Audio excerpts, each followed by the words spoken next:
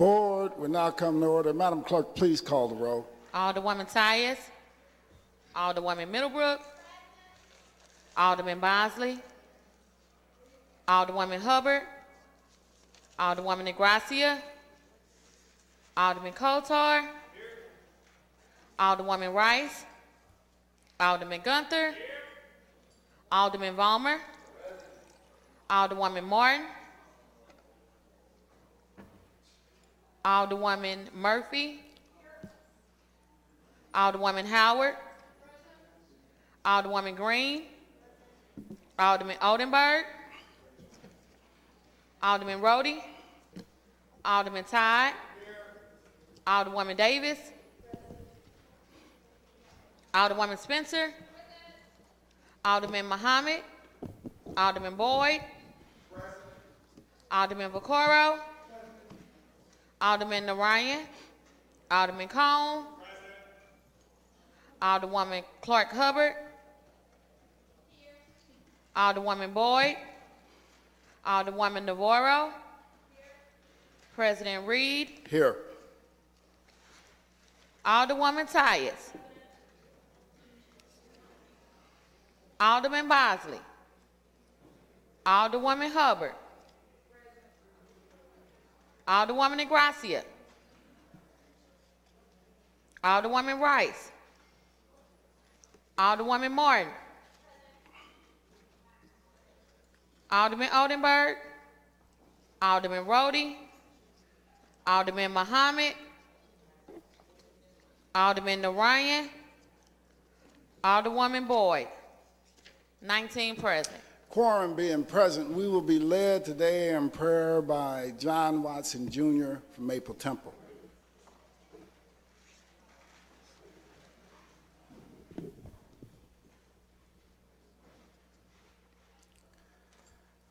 We'll quote from the Holy Scriptures of Proverbs 18:24. Some friends do not last, but some friends are loyal than a brother. Gracious God, Heavenly Father, as we start this day, praise and thanksgiving fill our minds and our hearts. We celebrate the life and the work of Alderman Samuel Moore, a member of this chamber. We believe you assigned and empowered him to work among us and advocate for his constituents and the community at large. He carried out his assignment to make sure justice, fairness, and equality was priority in the Fourth Ward and citywide. We're grateful. Now, as we decide the issues of our city, allow your spirit to enrich our hearts and our minds with the sense of loyalty and brotherly concern for one another. We are our brother's keepers. Into your arms we commit ourselves, our community, our families. Amen. Thank you. Let's give Pastor Watson a round of applause and thank you for opening us up in prayer today.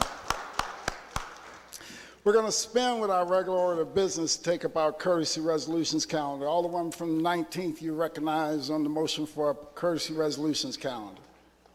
Thank you, Mr. President, members of the board. I move to adopt our courtesy resolution calendar for today. It's been moved by the Alderman from the 19th, seconded by the Alderman from the 22nd. Alderman from the 14th, would you like to approach the dais?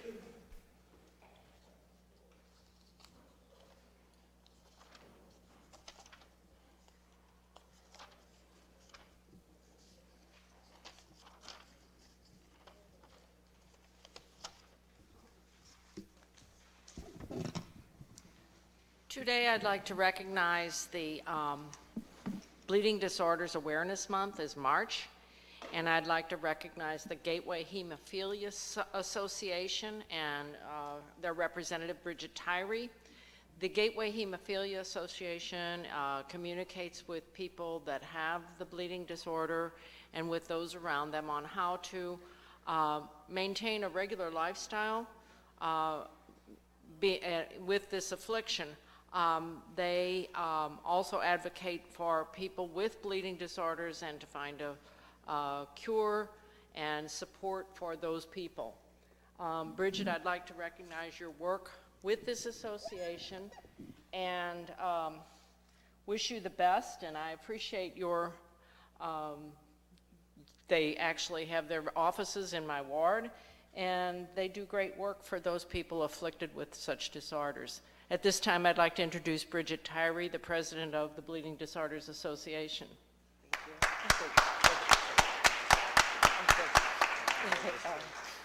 Thank you.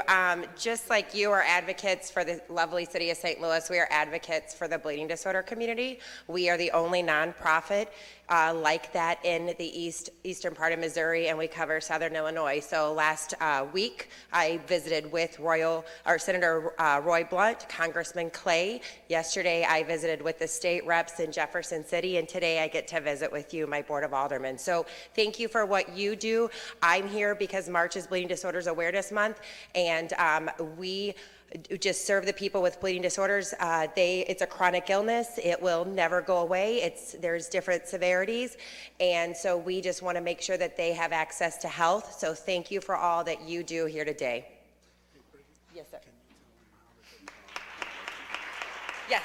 Our office is on Eichelberger. I've been a resident of the city for 22 years, and if you want to find us, we're at gatewayhemophilia.org. We have a Facebook page. We have a huge walk coming up on May 2nd. We expect about 400 participants. There is no fee. It is a fundraiser, but there is no fee. If you have members in your community that have a bleeding disorder, please send them out. It's a great community event. We have lots of resources. gatewayhemophilia.org. Thank you. Thank you very much. Thank you. You want to do a photo?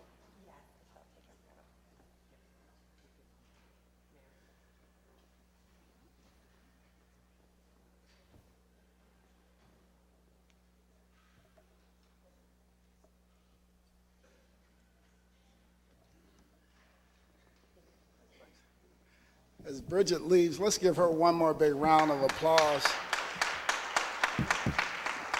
They are doing just tremendous work, and if I remember, her son also, yes, so thank you for all your work on behalf of people all across the region.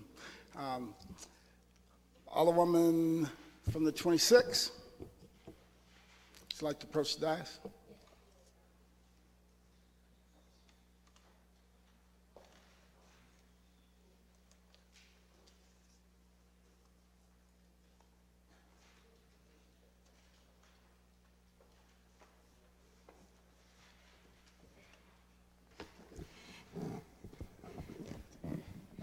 Good morning. Thank you, Mr. Chairman, members of the board. I have the honor this morning of recognizing an amazing man, an amazing anchor in not just the West End, but in the city of St. Louis, that we had to pull here, drag here, beg to get here, kicking and screaming, which speaks to the reason why we're honoring him today is his work ethic and his commitment to his community, and that is Mr. Eddie Woods.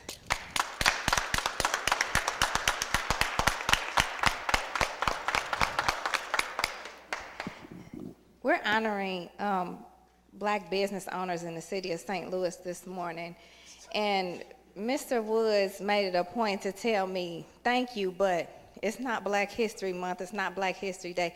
Every day is Black History for him.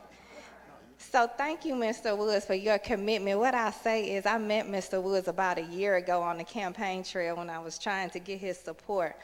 And most businesses, some businesses I could walk in, I could tell them I'm running, I could say, can I put a sign up? They say, okay, thanks. Mr. Woods was like, well, let me talk to you for a second, have a seat. And hours later, I was so much better.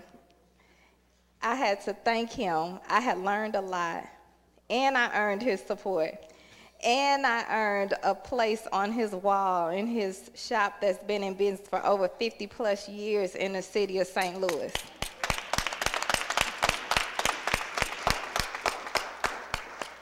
So today, Mr. Woods, we honor you. I'm not going to read the resolution. Why? Because he told me he has 5 people waiting on him at the shop right now.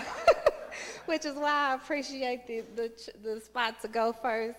But thank you again, Mr. Woods, for everything. I will continue to hopefully be an asset and be able to support you the way you support me. And shout out to your daughter, my girl, my sister, Lay. The apple clearly did not fall far from the tree because she is an entrepreneur, a business owner in the city of St. Louis as well. So thank you for the example you set for women like girls, young people like us, for the entrepreneurial spirit, for your commitment to the community. And I'll be looking forward to supporting you for the next 20 years, right? You said 20 more years. With that, I'd love for you to have a few words. Okay. Mr. Woods, hold on 1 second. Let me see. Any further discussion? Any further discussion? Any further discussion? Go ahead, Mr. Okay. Thank you very much. Oh, I'm surprised to be here. 50 years, I finally made it. Yeah. I'd like to thank my family, the community, for supporting me all these years. I sent 5 kids through college out of my community. So again, thank you. I'm not going to keep you because I know you're busy. You got to eat. Again, thanks very much for having me. Mr. Woods, I just want you to know what this document means. This resolution is the highest honor the board has to give any organization or individual. And it's an official act of the board, as you see we're doing right now. What it does, it cements in time some of your many contributions up until this point, into the permanent records, into the history of our city. So 100, 200 years from now, when they read about the rebirth of our city, when they read about this time in history of the city of St. Louis, they will read amongst those records Mr. Woods and know that he has committed so much to our city that we paused in our deliberations today to assure that you are recognized. So congratulations for all you've done. You've obviously made a huge impact on all the ones from the 26th Ward who's done just tremendous things since she's been here. And congratulations and thank you for what you've done with your kids because, like she said, the apple didn't fall too far from the tree, and that's a good tree to fall next to. So let's give Mr. Woods and his family another big round of applause. Congratulations. Thank you, sir.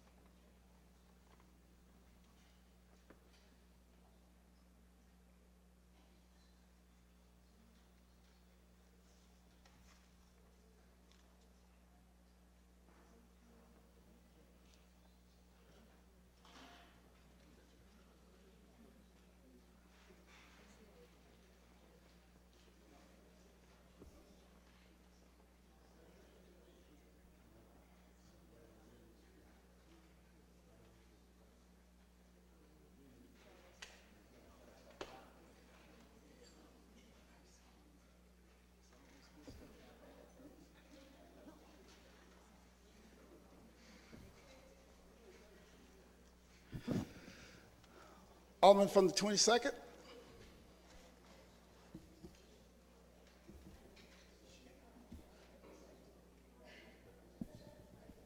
Do you want me to invite up the whole caucus?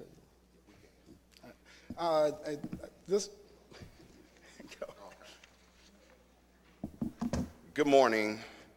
Could all the members of the caucus that's making presentations come up? Last week, because of the passing of our colleague Sam Moore, we suspended our tradition of honoring businesses or individuals last Friday, and therefore extended Black History Month for 6 days.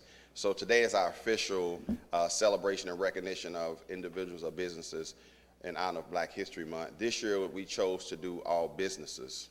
So as my other colleagues come up, I'm going to ask Ms. Bessie Halbert and her daughter to come up.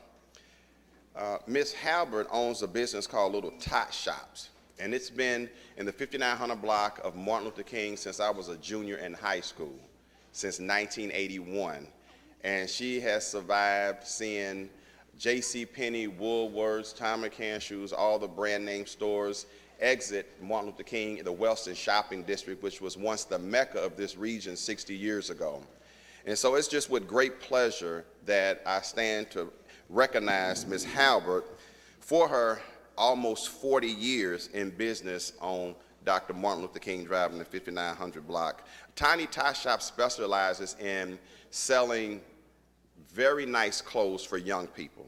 So her passion is really dressing up our young people. Most of her business opportunities around the Easter time, and Martin Luther King Drive is just filled with cars. It's real exciting to see that commerce going on.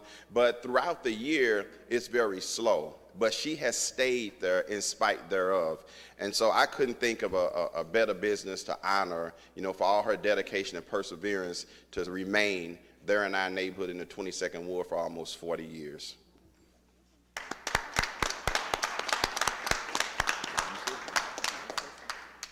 Okay. First she told me she wasn't going to speak, but she's going to speak now, so I'm excited. I want to say good morning to everyone. I want to just thank Dr. Bombard for choosing me to be here today, and I give him honor, And I have been in business for 39 years. I thank the neighborhood. Thank you.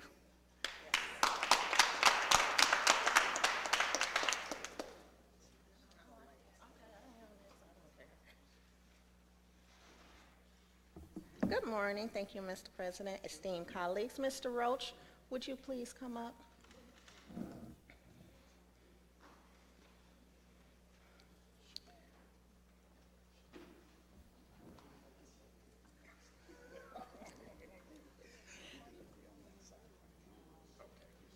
Okay, so today I have Mr. William Roach here, who is the owner of Broadway Sports Center.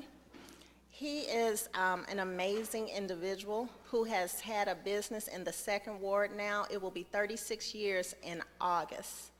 His business provides fishing equipment, sporting equipment, hunting equipment to the community and to residents in the St. Louis area.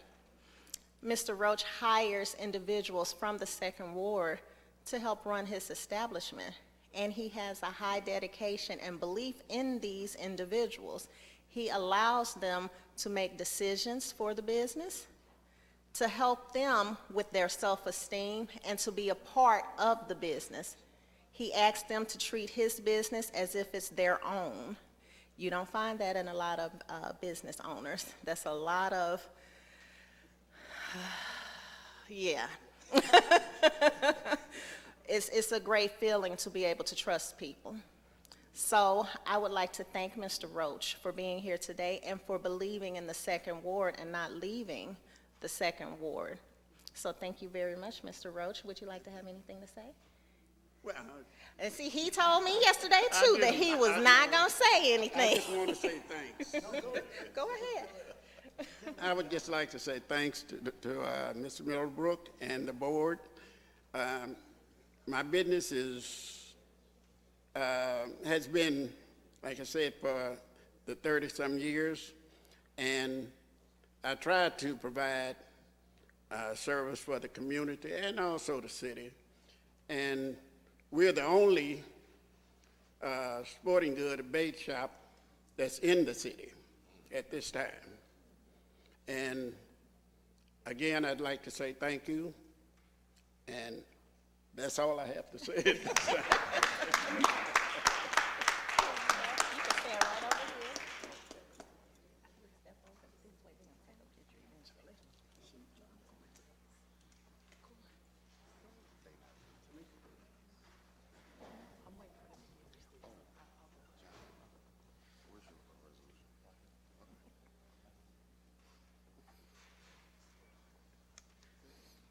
Thank you, Mr. President and members of the board. So what we're doing is the members of the African American Aldermanic Caucus is honoring black-owned businesses that has served our wards for a number of years.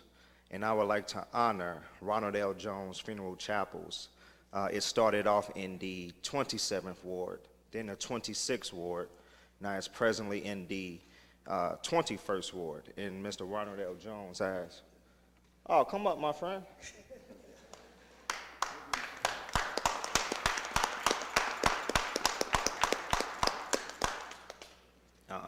And it's in the 21st ward, currently on East Fair Avenue. And Mr. Ronald L. Jones has served our community with pride and with honor for over 30 years. And a lot of times people in our community do not have the financial security to pay for a funeral. And I've seen it 13 times personally where Mr. Ronald L. Jones has paid for funerals of young men and women in our wards to aid and assist their families. So it is with great honor and pleasure that I recognize and that we recognize Mr. Ronald L. Jones for his faithful service and distinguished service to North City, St. Louis, as well as our entire community. So thank you, Mr. Jones, and it is an honor to present this resolution to you. Thank you. And you look good. Good.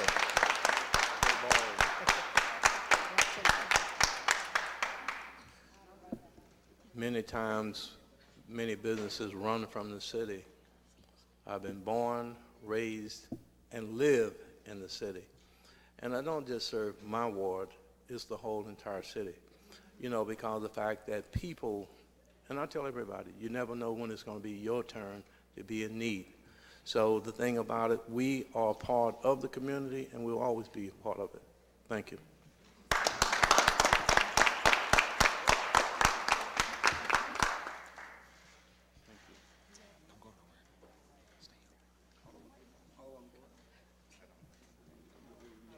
Good morning. I'm sorry I was late. I was getting some people that ready to vote, so we had to go vote this morning. But I have a business in my ward, and I am so honored. They have been in my ward since 1972. And I think that's a commitment because, as the man before me stated, a lot of people run from the city. But these people were committed and they were diligently, and it's ironic because the lady that's running the business, her husband originally lived in Chicago, and he was coming to St. Louis every weekend to start this business.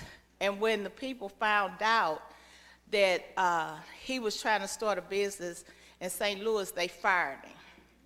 And I just thought that was so curious to me. That was like, okay. And so he didn't let it stop him. He kept coming until they opened it up. And it was the McNeil Superette. And I am honored to know these people. Before I was even elected, I was found out about the devastating numbers we had in our ward for HIV. And I would go to them and ask them for support, and they would give me support every year to bring the message out about the devastating deaths that we've had in our communities for HIV and AIDS. So McNeil Superette, Lottie McNeil, she continuously kept doing the work that her husband started. And are they here?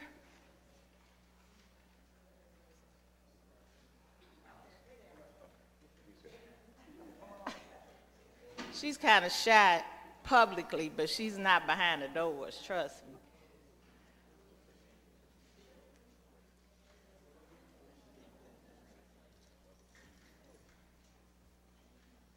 Hey, sweetie.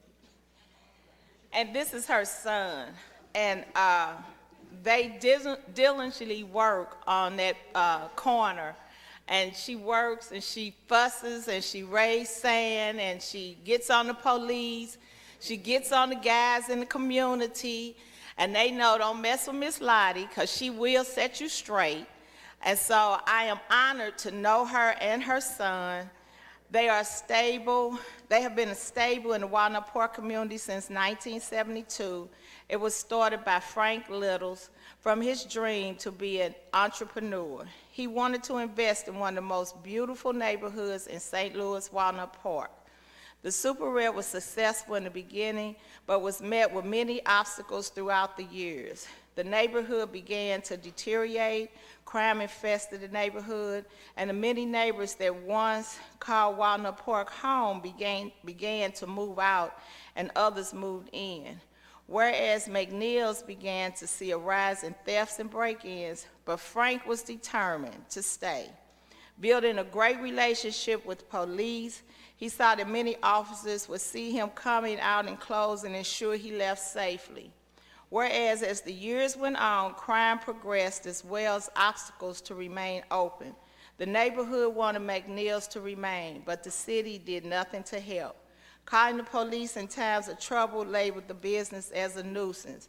However, that did not deter Frank. After 48 years, still remains after Frank's death in 2009, passing the store to his daughter. It is her dream to keep her father's legacy alive in a community that many believe has been forgotten. Her intentions are to grow relationships within the community and to not only be a liquor store, but a convenience store for all. Today, McNeil's is not only a convenience store that remains committed to the community, but as a stable in the community that offers money orders, bill payment, and notary public 7 days a week, and so much more. And therefore, be it resolved by the Board of Aldermen, City of St. Louis, that we pause in our deliberations to acknowledge the many achievements of McNeil Super Red. We further direct the clerk of this board to spread a copy of the resolution across the minutes of these proceedings to prepare a commemorative copy of the end that it might be presented to our honorees in the time and place deemed appropriate. Ms. Lottie McNeil. And I stand corrected. It was her father that came and fought to get this business, not her husband.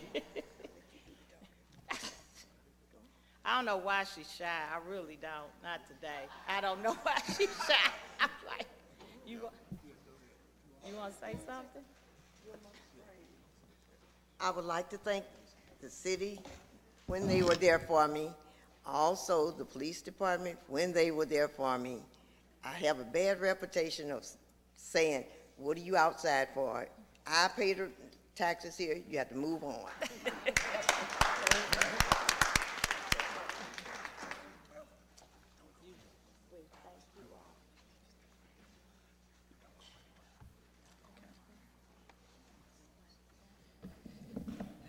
Thank you, Mr. President, and a few members of the board that are still here. I know this is an arduous thing, sitting sometimes waiting while we do these resolutions, but I think it's important that we were able to honor them for Black History Month. We're a week delayed, but I don't think that we should have not done what we're doing to highlight a Black business in our ward. So the business in the 5th Ward that I'm honoring is Jean's Bar and Grill. Unfortunately, they couldn't be here. Thursday nights are kind of rough sometimes at Jean's, but they also have other jobs as well. But we do have Shatera Boyd that's here that's going to accept it on their behalf. But I would just like to highlight their business when thinking about Black-owned businesses in the 5th Ward. And mind you, this business started off in, I believe, the 22nd or the 26th Ward, and they've been in business since 1956. So that's huge in our community where we don't have that many Black-owned businesses that can make it past year 5, let alone 50 more years. So I'll just read the resolution and then I'll present it to Shatera.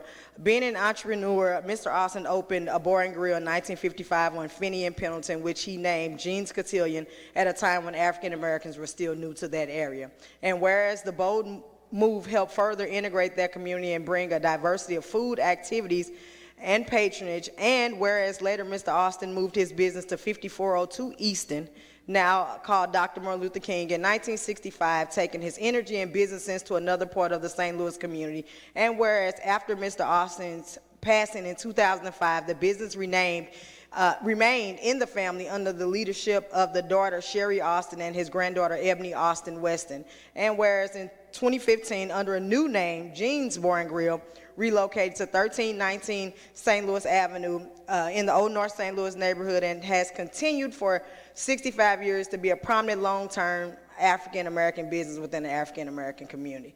And I just definitely wanted to salute them. Ebony Austin, who's running the business now, she's a young woman, and I'm very proud of the work that she's done, because, I mean, business is not easy at all. And so to have her in Old North St. Louis at a time when some people didn't want her business there, she has survived and done a lot of great things, and she's a friend of mine. And although she couldn't make it, I wanted to definitely speak to this so that she can see it, and so that her mom can see it, and so that their grandfather can know in heaven that his legacy is being carried on. So I'd just like to thank them for continuing to be a staple in the Fifth Ward. Thank you.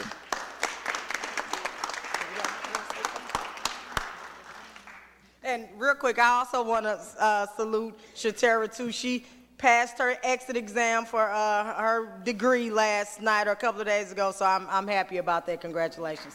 Thank you, Alderwoman. I would like to thank the city for supporting Jean's Bar and Grill. I would like to thank the Fifth Ward, especially Alderwoman Hubbard, and we will continue to serve the city and serve the community as long as we can and keep everyone proud.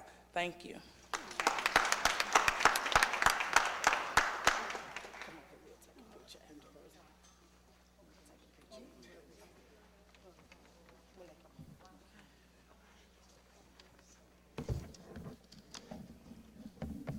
Good morning, everyone.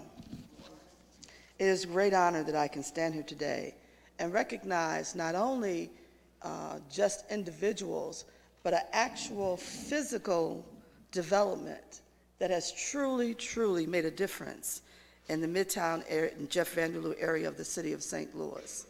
And I am today recognizing the Lucas Heights Development Project. For most of you all, you probably pass it. It has red doors and green doors when you're going down Delmar, Samuel Shepherd, and also when you're looking at the side streets of Cardinal and Compton and Garrison. This development is truly, truly iconic as far as looking at how it was. First of all, the concept. The concept came about from Reverend Fisher, and I don't know how many people remember him, but he was very, very, very much involved in community and always knew that he wanted to be a significant part of the change of quality of life for the African American community. The Lucas Heights development not only had a visionary who was black, but also had a developer, Bill Thomas, William Thomas. He was a developer for this project. That wasn't good enough. The architect, Fleming Corporation, African American. And even, let's go a little bit further. For those of you who remember that we had a wonderful lady who went on to do many more things after setting up the management process for the Lucas Heights, we also had Sheila Mosley. Sheila did a lot of good development for us in North St. Louis. And so think about this. Here is a development that started with a concept in 1978. They actually got everything together as far as working with HUD, bank financing, architectural drawings, submitting it to the new CDA, because CDA had only started in 75, 76, so they didn't know what they were doing either. But to wrap your head around this is just incredible. So it was actually adopted in 1981 by the city of St. Louis for this project to get started. We know now what we have. We have 523 units. Think about it. Look around this town. 523 units. Conceived, developed, constructed, managed, and very much a thriving part of this community, all African American. It is unheard of.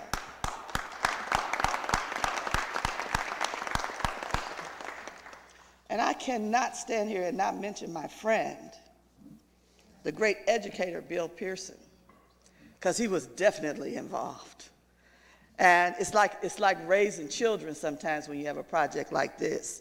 You know, sometimes you're good, sometimes you're bad, sometimes you need to get a good fussing. Well, he was the one that would do that for you. And you would still love him afterwards. And he's still doing that now. What is he, 82, 83 now? Yeah, so he's still very much involved. Don't think he's not. We have a current president, but he's behind the scenes and he's making sure that everything is okay. But the other part of this that needs to be brought together, and this is why I always tell people how they should connect, because Washington AME Church is where most of those people came from, who had the concept, the idea. So the church has always been involved. They're the ones who developed their organization. They have their own separate board for this management company. They work diligently with HUD. They are smart enough to know, don't let your property decline. And so they go phase by phase and totally renovate everything.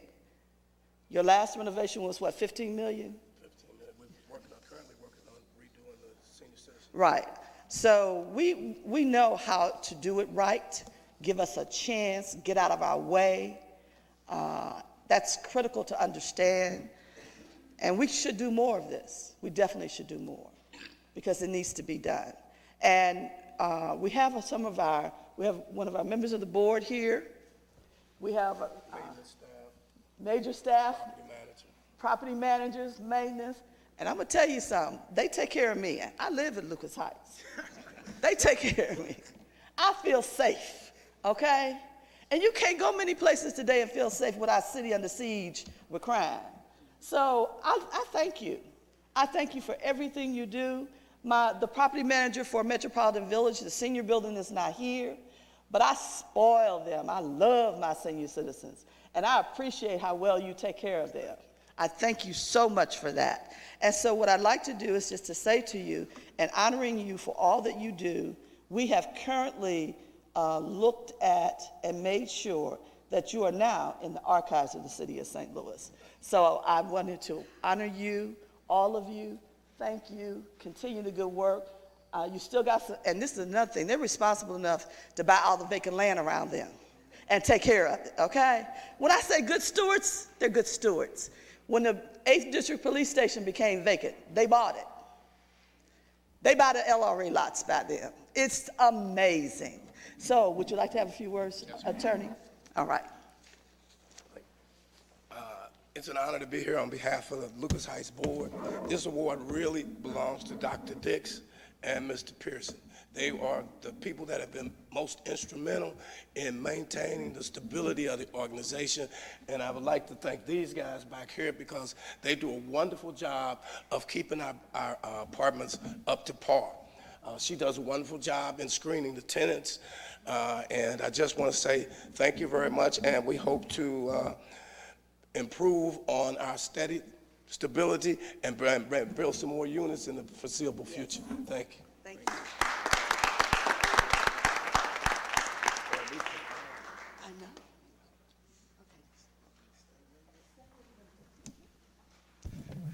Any further discussion? Any further discussion? Alderman from the 23rd. Wow. Thanks for looking this direction. Anyway, what a wonderful group of people. And I don't know if it's appropriate, and I would like to add my name. And I was thinking about the sporting goods guy, because I'm an avid trout fisherman. And I don't know if you have trout stuff there, but I certainly am always looking for places to shop in the city.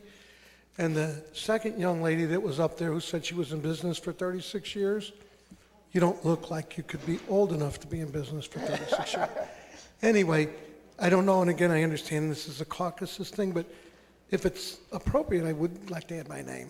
Right. And if not, just know that I would. All right. Madam Clerk, please make note of that. The Alderman from the 23rd to all of the various different resolutions. Alderman from the 1st. Mr. President, members of the board, I would like to congratulate each business. I am the first ward, and so I want to say I am open for business. If you really want to be in a great place where get the most traffic in the city, Natural Bridge and Kings Highway, okay? You can come see me. I usually don't poach businesses, but when you put this much red meat in front of a hungry person, they will sometimes step on your toes. So, no, I really do. I appreciate that. Having black businesses is important. A lot of times we promote in this city, and I've been here since '91, we promote everything else except for us. It is even hard for us to own our own corners now. We get all these gas stations. I actually have the last black-owned gas station at Natural Bridge and Kings Highway. So when you want to buy gas from a black person, then go to Natural Bridge and Kings Highway if you live in North St. Louis, because that's still black-owned. So I appreciate that. I have lived all over the city in South St. Louis and Central Quarter, and I remember when the Asians came in, they had a special pot of money, which I encourage, and they saved South Grand, okay? But, and they've had other pots of money for Hispanics, for Bosnians, but for the people who have been here the longest, who are struggling, we ought to have pots of money so that we can own our own corners, so that everybody else doesn't own our corners and decide what happens.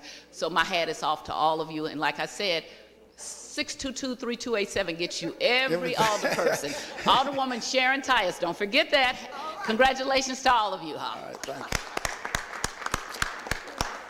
Any further discussion? Any further discussion? I just want to also just add my thanks and also congratulations on the job well done. As African Americans, it's important that when we have successes like this, that we hold it up for everyone to see. Why? Because our kids need good role models. So when they're looking at what they want to do and what they want to be when they grow up, they need to understand that, yes, I too can succeed in business, and I can lead a business, not just for 1 year, not just for 2 years, but for 20, 30, 40 years, right? 50 years, which is what all of you all have done. I also want to just say, you know, these resolutions that you have, and you heard me earlier today when I talked about the significance of it. These resolutions are indeed the highest honor the board and the city has to give any organization or individual, right? Because it is an official act of the city of St. Louis and the Board of Aldermen. Not like Wikipedia, when anybody can go in and change your history. What this is about, it is about writing your history into a permanent record so that people truly understand the commitment and what you've done up until this point. So when you research the records of the city of St. Louis, they're going to know that African Americans can indeed succeed in construction at every single level. They're going to know that African Americans can run businesses at every single level and be successful at it and have successful businesses. So that's important. It's important that we begin to get our history right. And that's what we're doing here today. We're assuring that we have the correct history written. And I know some of these businesses, I haven't had the opportunity to meet all of them, but some of them, they do things outside of just their primary business, right? Like Mr. Ronald Jones, he just doesn't do his primary business. He goes and interfaces with young kids all over town so that he can begin to get them not to go out and shoot people, not to go out and commit more murders, right? But I would imagine that at every single level, each and every one of you are working within your community to change your community from within. So as a father of four, and not the president of the Board of Aldermen, but as a father of four, I want to thank each and every one of you for what you've done up until this point and encourage you to continue doing what you're doing. And if there's anything myself or other members of the Board of Aldermen can do to help usher you along the way, please understand that we're open for business and we want to see you succeed. Let's give them all a big round of applause.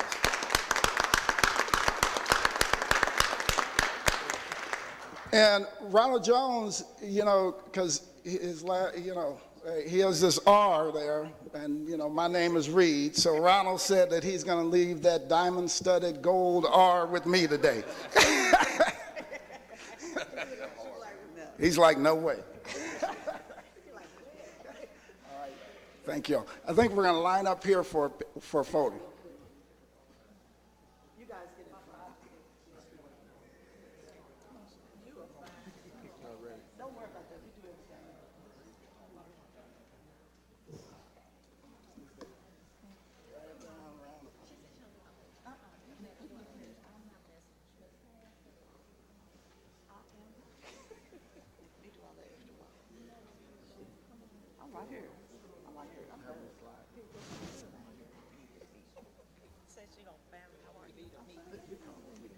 Let's go.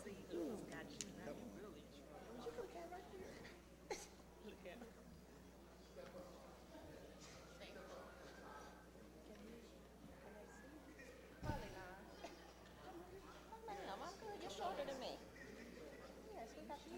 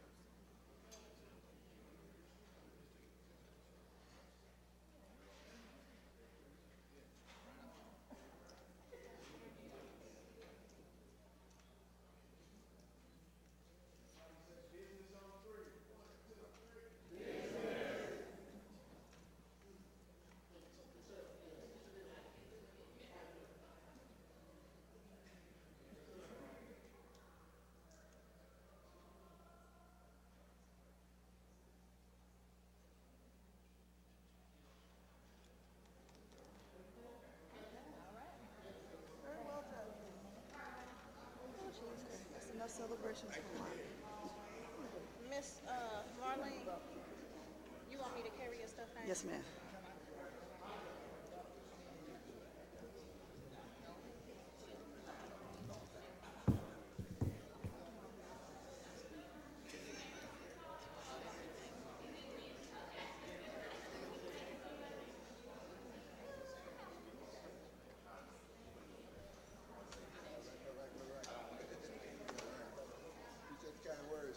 Thanks, man. It's been moved and seconded that we adopt our courtesy resolutions calendar. All in favor signify by saying aye. Aye. Opposed? Motion carries. With that, we'll return to our regular order of business. Introduction of honored guests. Any introduction of honored guests?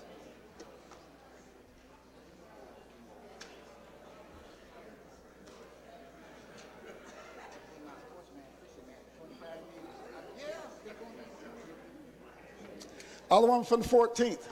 I'd like to introduce Dr. Joyce Roberts, member of the Board of Education. She's up in the gallery. And also, please. Lou Hamilton. All right. Alderman from the 21st. Hey, thank you, Mr. President. I would like to welcome Mr. Greg Christian from the Sheriff's Office, as well as Mr. Malik Simmons, who attends Hurristow State University, and he's interested in being an elected official. Any further introductions? Any further introductions? Any further introductions? Alderman from 13th. Board, in honor of Alderman Sam Moore, I would like to have everybody in the gallery and everybody that wasn't mentioned as my honored guests. Oh, perfect, yeah.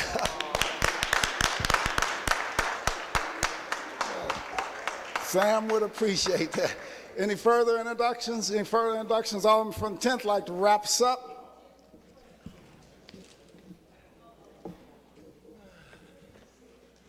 Thank you, Mr. President. Members of the board, we're gathered here on March the 6th.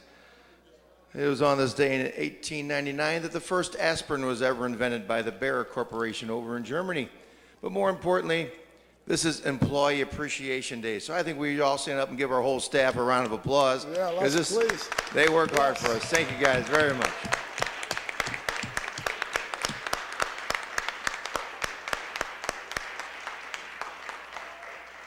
They do work really hard for us, and I thank you for recognizing that, Alderman from the 10th. Approval of the minutes. Approval of the minutes, February the 28th, 2020. Alderman from the 22nd, you recognize on approval of the minutes. Mr. President, members of the board, I move for approval of the minutes dated February the 28th, 2020. Moved by Alderman from the 22nd, seconded by Alderman from the 10th. Any discussion? All in favor signify by saying aye. Opposed, motion carries. Report of city officials. Report of city officials can be found in A, B, and C of the agenda and has been placed in the alderman's mailboxes. Dear members of the board, I have the pleasure to submit the following individuals for reappointment to the Board of Adjustment. The reappointment of Mr. John Albert, who resides in the 22nd Ward, whose term will expire December 18th, 2020. The reappointment of Ms. Sally Burke, who resides in the 23rd Ward, whose term will expire December 18th, 2020. I respectfully request your approval of the appointments. Sincerely, Lyda Cruzen, Mayor. Alderman from the 23rd, you recognize on the mayor's appointments to the Board of Adjustments. Yes, I'd like to adopt yes, I'm sorry. For the Board of Adjustments. I was out fishing with the mayor's appointments to the Board of Adjustments. I would like to renew the appointment, get the mayor's appointments to the Board of Adjustments. It's been moved by the Alderman from the 23rd. Entertain a second on this.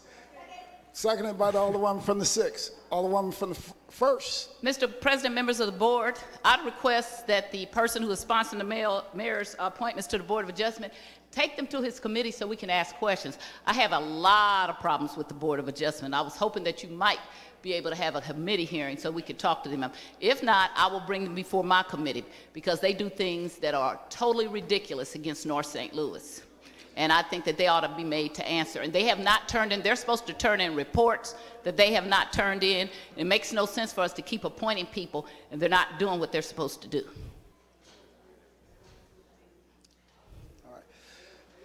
Alderman from the... I'm sorry.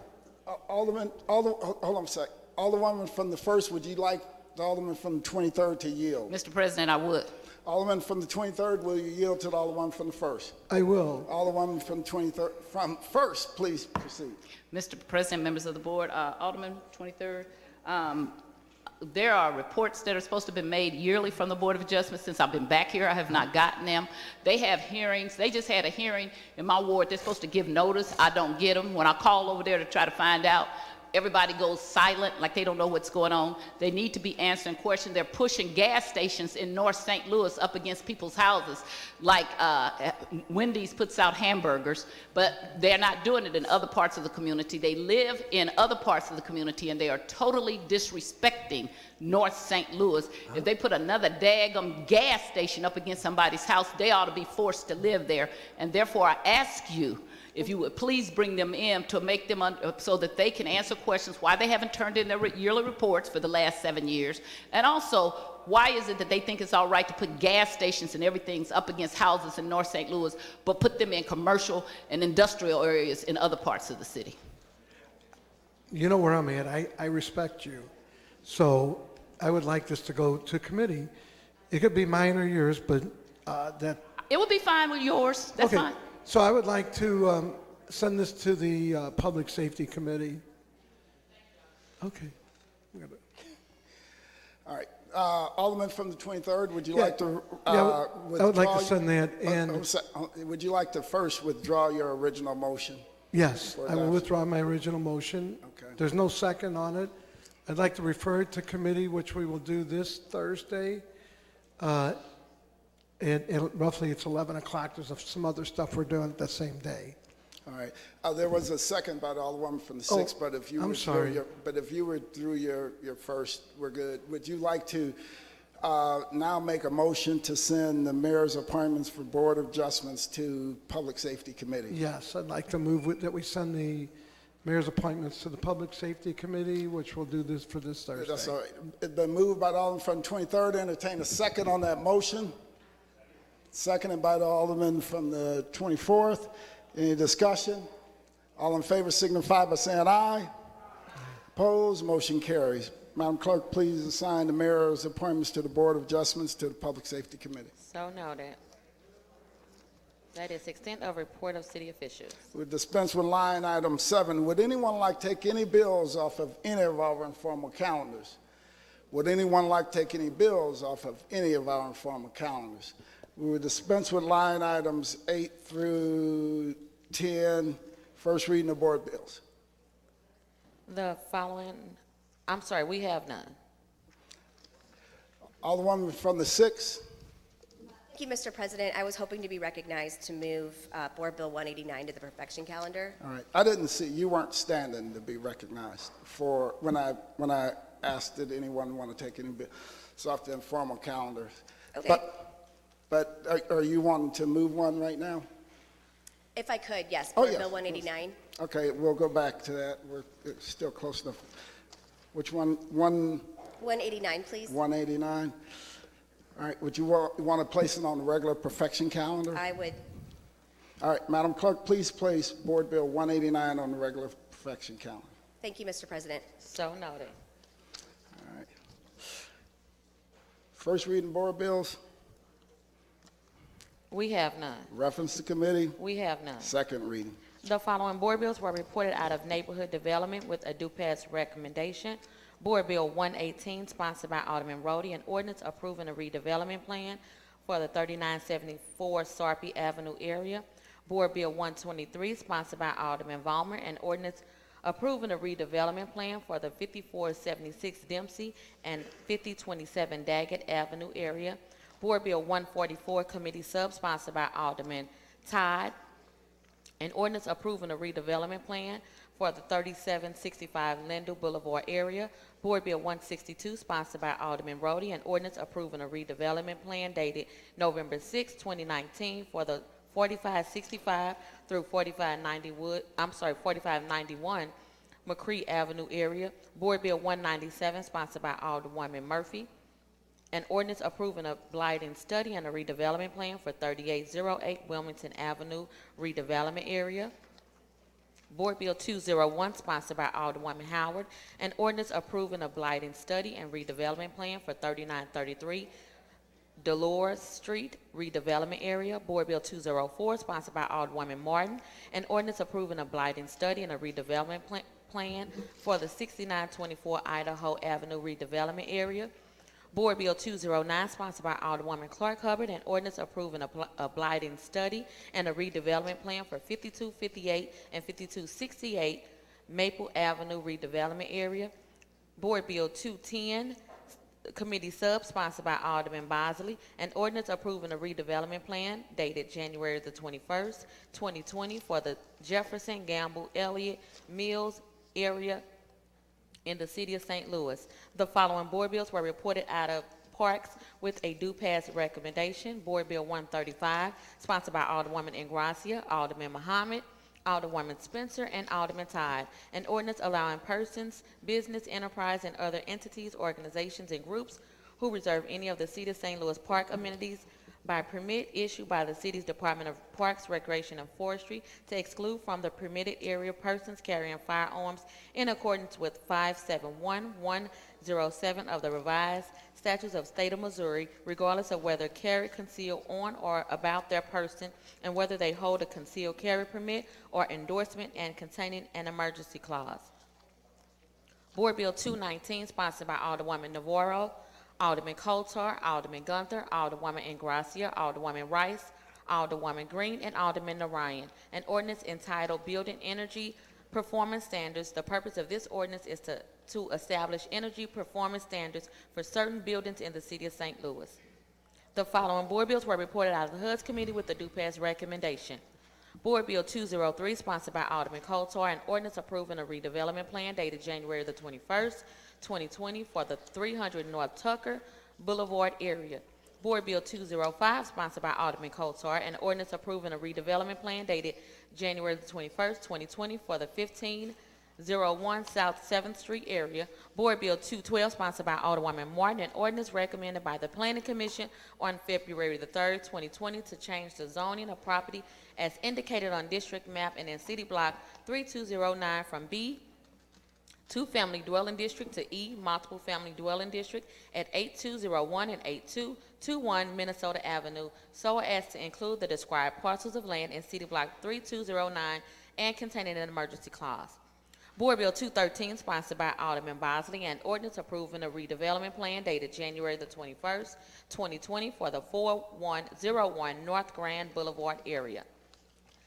Board Bill 214, sponsored by Alderman Rhodey, and ordinance recommended by the Planning Commission on February the 3rd, 2020 to change the zoning of property as indicated on the Forest Park Southeast Farm-Based District map from NG2 Neighborhood General Type 2 zone to the NC2 Neighborhood Center Type 2 zone in the City Block 3981 so as to include the described parcels of land in Section 1 below and in City Block 3981, and to further change the overall boundaries of NG2 Neighborhood General Type 2 zone and the NC2 Neighborhood Center Type 2 zone in the attached amendment Exhibit B and amendment Exhibit C and established under Ordinance 70732 and containing an emergency clause. Board Bill 225, sponsored by Alderwoman Hubbard, and ordinance authorizing the execution of a maintenance agreement for Interco Plaza and containing a severability clause. Board Bill 226, sponsored by Alderwoman Hubbard, and ordinance authorizing the execution of a cooperation agreement for portions of Hadley Street and Dr. Martin Luther King Drive and containing a severability clause. The following board bills were reported out of the Streets Committee with the due pass recommendation. Board Bill 115, sponsored by Alderman Moore, an ordinance recommended by the Board of Public Service to conditionally vacate above surface, surface, and subsurface rights for vehicle, equestrian, and pedestrian travel in the northern 120 feet of 15-foot wide north-south alley in City Block 1880 as bounded by Co-Brilliant Grand Aldine Spring in the city of St. Louis, Missouri, as hereinafter described in accordance with Charter Authority and in conformity with Section 1.4 of Article 1 of the Charter and imposing certain conditions on such vacation. Board Bill 179, sponsored by Alderwoman Davis, an ordinance establishing a four-way stop site at the intersection of North Garrison Avenue and Locust Street, regulating all traffic traveling northbound and southbound on North Garrison Avenue at Locust Street and regulating all traffic traveling eastbound and westbound on Locust Street at North Garrison Avenue and containing an emergency clause. Board Bill 198, sponsored by Alderwoman Tyus, an ordinance pertaining to vendors establishing comprehensive rules and regulations for vendors within Kingsway East, Kingsway West, Penrose, and Mark Twain neighborhoods containing definition, a penalty clause, severability clause, and an emergency clause. Board Bill 206, sponsored by Alderman Todd, an ordinance authorizing and directing the Director of Streets to permanently close, barricade, or otherwise impede the flow of traffic on the 4300 block of Finney Avenue by blocking said traffic flow at the west curb line of Pendleton Avenue at the intersection of the 4300 block of Finney Avenue and Pendleton Avenue. Board Bill 211, sponsored by Alderman Todd, an ordinance authorizing and directing the Director of Streets to permanently close, barricade, or otherwise impede the flow of traffic on the 4400 block of West Bell Place by blocking said traffic flow at the east curb line of North Taylor Avenue at the intersection of the 4400 block of West Bell Place and North Taylor Avenue.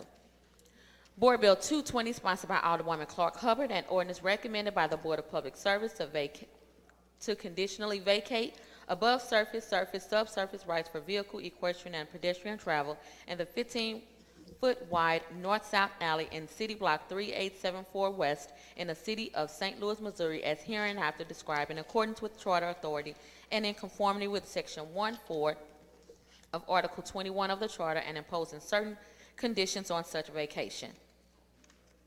Board Bill 241, sponsored by Alderwoman Davis, pursuant to Ordinance 68937, an ordinance authorizing the honorary street name William A. Person Street, which shall begin at the intersection of North Cardinal Avenue and Franklin Avenue and run south on Cardinal Avenue to the intersection of North Cardinal Avenue and Samuel Shepherd Drive. Board Bill 243, sponsored by Alderman Boyd, Alderwoman Murphy, Alderwoman Boyd, Alderman Bosley, Alderwoman Martin, and Alderman Coulthard, an ordinance authorizing the installation of an honorary street name, Alderman Samuel Moore Way, at the intersection of Garfield Avenue and Newstead Avenue. The following board bills were reported out of Ways and Means with a due pass recommendation. Board Bill 217, sponsored by Alderman Rhodey, an ordinance authorizing and directing the mayor and comptroller of the city of St. Louis to execute upon receipt of and in consideration of a sum of $250 and other good and valuable consideration, a quitclaim deed to Remize Release and Forever Quitclaim unto Julia D. Lopez and Veronica A. Node, certain city-owned property located in City Block 5114, which property is known and numbered as 4219 Gibson Avenue in the city of St. Louis, Missouri. Board Bill 218 as amended, sponsored by Alderman Rhodey, an ordinance authorizing and directing the mayor and comptroller of the city of St. Louis to execute upon receipt of and in consideration of the sum of $1,250 and other good and valuable consideration, a quitclaim deed to Remize Release and Forever Quitclaim unto the Transgender Memorial LLC, certain owned property located in City Block 3984, which property is known and numbered as 1485 through 1487 South Vandervander Avenue in the city of St. Louis, Missouri. The following board bill was reported out of public employee with a due pass recommendation. Board Bill 228, committee sub, sponsored by Alderman Muhammad and Alderwoman Howard. An ordinance amending Ordinance 70714 by repealing Section 2 of that ordinance and enacting in lieu thereof a new Section 2 pertaining to the same subject matters and adding Section 3 containing an emergency clause. The following board bill was reported out of public safety with a due pass recommendation. Board Bill 231 as amended, sponsored by Alderwoman Spencer and the following alderpersons: Ingracia, Kotar, Gunther, Martin, Howard, Todd, Pam Boyd, Jeffrey Boyd, Vaccaro, and Alderwoman Clark Hubbard. An ordinance amending Section 1 of Ordinance 63800, codified in Chapter 2564010 of the City of St. Louis Revised Code of Ordinances to include a charge of $150 to cover the cost of the city for providing police security escort services during the building division demolitions, repairs, board-ups, and cleanups of buildings or structures that have been declared public nuisance. That is the extent of second reading report of standing committees. We'll dispense with line item 14, perfection consent. The Board Bill 190, sponsored by Alderman Vaccaro, an ordinance establishing a four-way stop site at the intersection of Oletha Avenue and January Avenue, regulating all traffic traveling northbound and southbound on January Avenue at Oletha, and regulating all traffic traveling eastbound and westbound on Oletha Avenue at January Avenue, containing an emergency clause. Board Bill 196, sponsored by Alderman Vaccaro, an ordinance establishing a three-way stop site at the intersection of Mardale Avenue and Macklin Avenue, regulating all traffic traveling eastbound on Mardale Avenue at Macklin Avenue, and regulating all traffic traveling northbound and southbound on Macklin Avenue at Mardale Avenue, and containing an emergency clause. Board Bill 224, sponsored by Alderman Kotar, an ordinance recommended by the Board of Public Service to conditionally vacate above surface, and subsurface rights for vehicle, equestrian, and pedestrian travel in City Block 181 as bounded by Locust, 7th, Olive, and 8th Streets in the City of St. Louis, Missouri, as hereinafter described in accordance with Charter Authority and in conformity with Section 1.4 of Article 21 of the Charter, and imposing certain conditions on such vacation. Board Bill 232, sponsored by Alderman Narayan, an ordinance pertaining to commercial vehicles as such terms is defined herein, and prohibiting such traffic along West Park Avenue from the eastern boundary of Hampton Avenue to the eastern boundary of Hughes Place, and containing an emergency clause. Board Bill 235, sponsored by Alderwoman Middlebrook, an ordinance recommended by the Board of Public Service to vacate public surface rights for vehicle, equestrian, and pedestrian travel in Tilly Avenue from Frederick to Newby, and the 15-foot wide East Alley in City Block 5430 as bounded by Tilly, Frederick, Baden, Newby, in the City of St. Louis, Missouri, as hereinafter described in accordance with Charter Authority and in conformity with Section 1.4 of Article 21 of the Charter, and imposing certain conditions on such vacation. Board Bill 236, sponsored by Alderwoman Middlebrook, an ordinance recommended by the Board of Public Service to vacate public service rights for vehicle, equestrian, and pedestrian travel in a portion of Gilmore Avenue between Union Pacific Railroad right-of-way and Schweitzer Avenue in the City of St. Louis, Missouri, as hereinafter described in accordance with Charter Authority and in conformity with Section 1.4 of Article 21 of the Charter, and imposing certain conditions on such vacation. Board Bill 227, sponsored by Alderwoman Boyd, Alderwoman Howard, Alderman Ornowitz, Alderman Vaccaro, Alderwoman Clark Hubbard, and Alderwoman Ingracia. An ordinance regulating the storage, transportation, and disposal of waste tires and requiring waste tire haulers to register with the Department of Public Safety and tire dealers, waste tire processing facilities, and waste tire holding sites, obtain permits from the Department of Public Safety, and providing penalties for violations of the provisions thereof, and containing an effective date and a severability clause. Board Bill 234, sponsored by Alderman Boyd, Alderwoman Howard, Alderman Ornowitz, Alderwoman Boyd, Alderman Vaccaro, and Alderwoman Clark Hubbard. An ordinance authorizing and directing the Fire Commissioner on behalf of the Mayor and the City of St. Louis to enter into and execute an intergovernmental transfer agreement with the Missouri Department of Social Services, Missouri Health Net Division of Ground Emergency Medical Transportation Program for uncompensated Medicaid costs associated with GEMT services pursuant to revised statutes of Missouri 208-1032 containing an emergency clause. Board Bill 191, Committee Sub, sponsored by Alderwoman Rice and the following alderpersons: Spencer, Pam Boyd, Ingracia, Navarro, Green, Gunther, Morton, Todd, and Ornowitz. An ordinance amending Ordinance 68597, Attachment B, by creating and defining 6 temporary food permit types with a permit fee schedule, identifying low-income, low-access census tracts, establishing a temporary food safety training special fund to help pay for temporary food safety training, recognizing and requiring a free application with the Health Department for cottage food production operation temporary food permit waivers established by revised statutes of Missouri 196298, and further explaining what happens to an annually approvable food permit that is not approved within 90 days, all to be codified in Chapter 1142 of the Revised Code of City of St. Louis. Board Bill 242, sponsored by Alderman Boyd, an ordinance recommended by the Board of Public Service authorizing the 2020 St. Louis Works and the 50/50 sidewalk program citywide, providing for the construction, reconstruction of gutters, streets, driveways, spot curbs, sidewalks, alleys, traffic controls, beautification, tree planting, resurfacing, and related engineering adjustments listed herein, appropriating $5.5 million from the Street Improvement Fund and a public work emergency clause.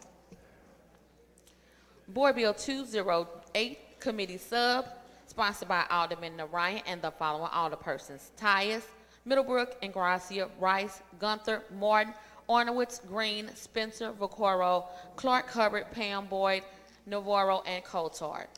An ordinance amending Section 10, 12, 25, and 27 of Ordinance Number 68657 and codified in City Code and Revised Codes as Title 11, Chapter 34, Section 090-110-240-250, concerning the Commission of Health Authority asbestos perform-based fee schedules related to asbestos and demolition, air pollution, and penalties, and containing a severability and an effective date clause.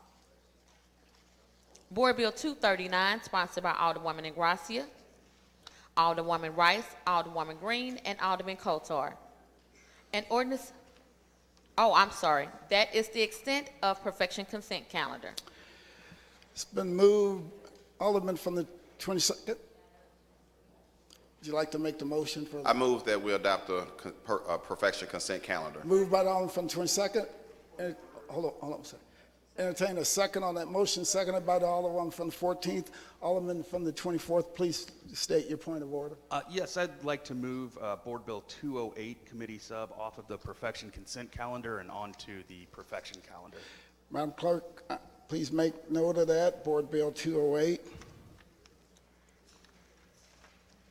So noted. Place it at the tail end of the regular perfection calendar off of the perfection consent calendar.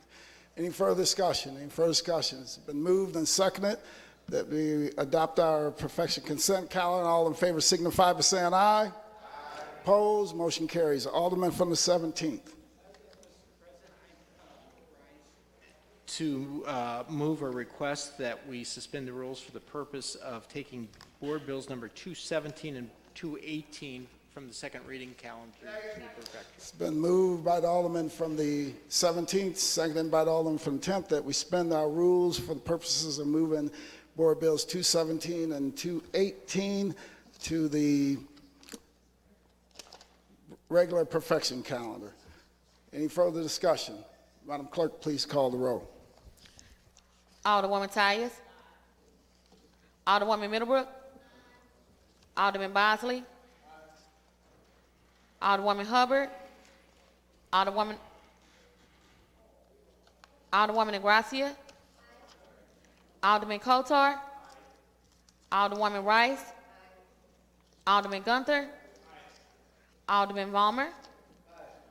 Alderwoman Martin. Alderwoman Murphy. Alderwoman Howard. Alderwoman Green. Alderman Oldenburg. Alderman Rhodey. Alderman Todd. Alderwoman Davis. Alderwoman Spencer. Alderman Muhammad. Alderman Boyd. Alderman Vaccaro. Alderman Narayan. Alderman Cone. Alderwoman Clark Hubbard. Alderwoman Boyd. Alderwoman Navarro. President Reed. Aye. Alderwoman Hubbard.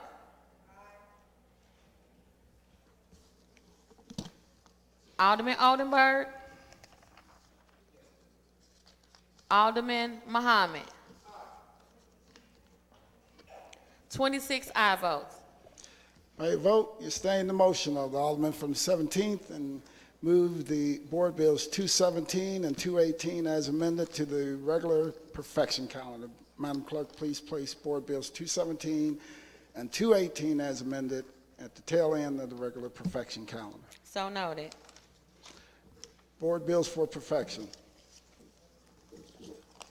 Board Bill 239, sponsored by Alderwoman Ingracia, Alderwoman Rice, Alderwoman Green, and Alderman Kotar, an ordinance amending Section 18, Paragraph C of Ordinance 68604, codified in Section 2046010 of the City of St. Louis, revised codes of ordinances concerning fees for street blocking permits, repealing the residential street blocking permit requirements and fees, and establishing in lieu thereof permit requirements and fees for high-volume areas and low-volume areas as such terms are defined herein, removing the one-week cap on extending street permit blocking permits for containers and instead requiring the approval of the Director of Streets for such extensions and establishing permit fees for street blocking permits for containers in high and low volume areas and requiring justification of street closures and the implementation of measures to ensure mobility accommodations. Alderwoman from the 6th, you recognize on perfection of Board Bill 239. Thank you, Mr. President. I move to perfect Board Bill 239. Second. Moved by the Alderman from the 6th, seconded by the Alderman from the 25th. Alderman from the 6th, please proceed. Thank you, Mr. President. Board Bill 239 updates the sidewalk and street blocking permits through the Streets Department and creates a policy that's designed to minimize the disruption of natural pedestrian movements during construction. And I worked with the Streets Department, the Office on the Disabled, a number of bike and pedestrian-friendly advocacy groups to come up with this. I don't think the fees anyway have been updated in over 20 years.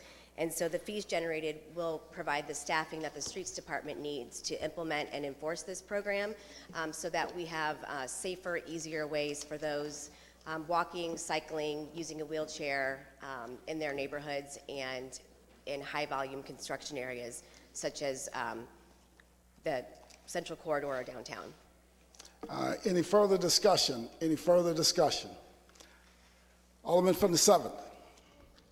Thank you, Mr. President, members of the board. I just want to rise in support of Board Bill 239 and thank the Alderwoman and the various members of the Streets Department that worked on this. This is a big source of complaints in the downtown business district about large-scale developments and their impact on access to the sidewalks. And I think it is about time that the city re-examine its fees and its process for issuing sidewalk blocking permits. So thank you. I hope you'll all vote for this bill. All right. Any further discussion? Any further discussion? Alderman from the 25th. Yeah, thank you, Mr. President. I also just want to rise in favor of this bill. This has been a constant concern of mine since I started working on Complete Streets, and I just never understood, how we as a city have permitted these types of activities to take place and blocking accessibility for everyone else in our community while these projects are going on. So appreciate the efforts from the Alderwoman from the 6th Ward. All right. Any further discussion? Any further discussion? Alderman from the 6th, you recognize to close. Thank you, Mr. President. I renew my motion. It's been moved by the Alderman from the 6th, seconded by the Alderman from the 25th, that we perfect Board Bill 239. All in favor signify by saying aye. Aye. Opposed? Motion carries. Board Bill 237, sponsored by Alderwoman Howard, Alderman Bosley, Alderwoman Hubbard, Alderman Rhodey, and Alderwoman Murphy. An ordinance relating to the appointment of and salaries of certain employees in the Collector Revenue Office pursuant to Section 82610 Revised Statutes of Missouri by repealing Ordinances 70020, allocating certain other employees to a grade with rate and including an emergency clause. The provisions of the sections contained in this ordinance shall be effective with the start of the first pay period following approval by the mayor. Alderman from the 14th, you recognize on the perfection of Board Bill 237. Yes, I would like to ask the board to approve and Perfect. perfect Board Bill 237. Moved by the Alderman from the 14th, entertain second on that. Seconded by the Alderman from the 13th. Alderman from the 14th, please proceed. This board bill allows the collector of revenue to mirror the raises and salary increases and one-time pay increase that the employees, the civil service employees received and was signed into law last week. So I would ask the members of the board to give them their favorable consideration. All right. Any further discussion? Alderwoman from the 1st. Mr. President, members of the board, if the Alderwoman from the 14th will yield. Alderwoman from the 14th, we yield the question to the Alderwoman from the 1st. Yes, Mr. President. Alderwoman from the 1st, please proceed. Alderwoman, and I'm supportive because every place you go, the rest of the employees are saying, what about me, what about me? And they've been doing it since we gave the $6,000 last year to the police. So is this just for the employees, or does it also include the collective revenue himself? I don't know. Okay. I don't know if it includes him. I would assume that, but maybe he excluded himself because I know that he's paid differently, probably. Right, I was going to say, because I know there's some state law that Right. also, that's why I was asking that question, that goes to his salary. I and the looked percentage. through it, but I don't recall. No problem. I'm supportive. It's all defined in the bill, but I can't recall. No problem. I should know the answer to that. I'm sorry. That's all right. I'm supportive of his employees getting it. I'm not quite sure if I'm supportive of him getting it. He makes a lot of money, but I am supportive of his employees. Thank you. No further questions. All right. Any further discussion? Any further discussion? Alderwoman from the 6th. Thank you, Mr. President.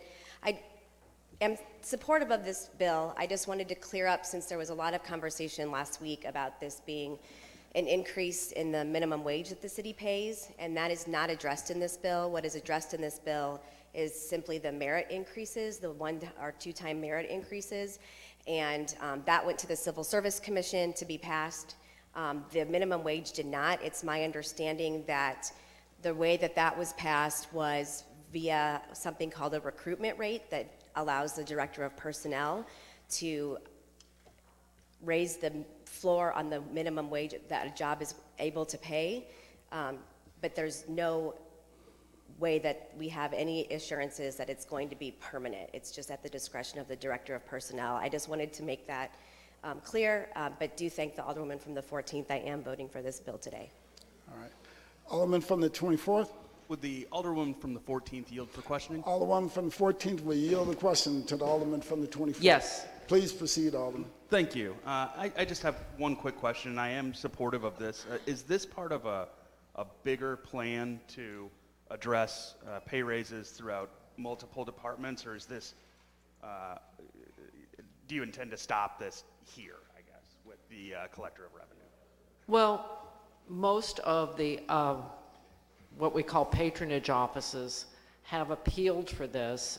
We have a bill pending from the Sheriff's Department. Now, I understand that some of the other departments have already implemented a pay raise for their employees, so they're not in on this, but the civil service covers all the civil service employees, which was passed out last week. So my understanding is that these are independent offices. However, the comptroller, it's my understanding the comptroller would not allow them to give this raise unless it was passed through the Board of Aldermen.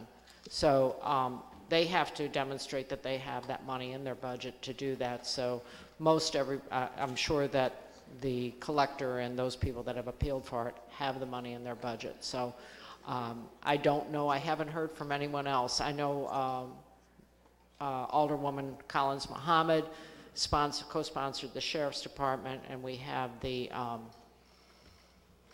Medical Examiners Department also. So that's all I've heard from. So I'm thinking that maybe the other county offices, because we recently had elections, have raised their pays, their pay standards for their employees. So, but maybe it's worth looking into. I have nothing further. Thank you. All right, any further discussion? Alderman from the 18th. Well, I rise against any pay raise at this particular time until the city services are improved. Thank you, Mr. President. All right, thank you. Alderman from the 6th. Mr. President, I just wanted to assist on your question. The City Department of Personnel did pay for a compensation study citywide for all civil service employees, and that is due to his office this spring. All right. Any further discussion? Any further discussion? Alderman from the 14th, you recognize closed. I would like to resubmit my Board Bill 237 to the Board of Aldermen for a favorable consideration. All right, thank you. It's been a request for roll call. It's been moved by the Alderman from the 14th, seconded by the Alderman from the 13th, that we perfect Board Bill 237. There's been a request for roll call. Madam Clerk, please call the roll. Alderwoman Tyus. Alderwoman Middlebrook. Alderman Bosley. Alderwoman Hubbard. Alderwoman Negracia. Alderman Kotar. Alderwoman Rice. Alderman Gunther. Alderman Valmer. Alderwoman Martin. Alderwoman Murphy. Alderwoman Howard. Alderwoman Green. Alderman Oldenburg. Alderman Rhodey. Alderman Todd. Alderwoman Davis. Alderwoman Spencer. Alderman Muhammad. Alderman Boyd. Alderman Vaccaro. Alderman Narayan. Alderman Cone. Alderwoman Clark Hubbard. Alderwoman Boyd. Alderwoman Navarro. President Reed. Aye. Alderwoman Howard. Alderman Oldenburg.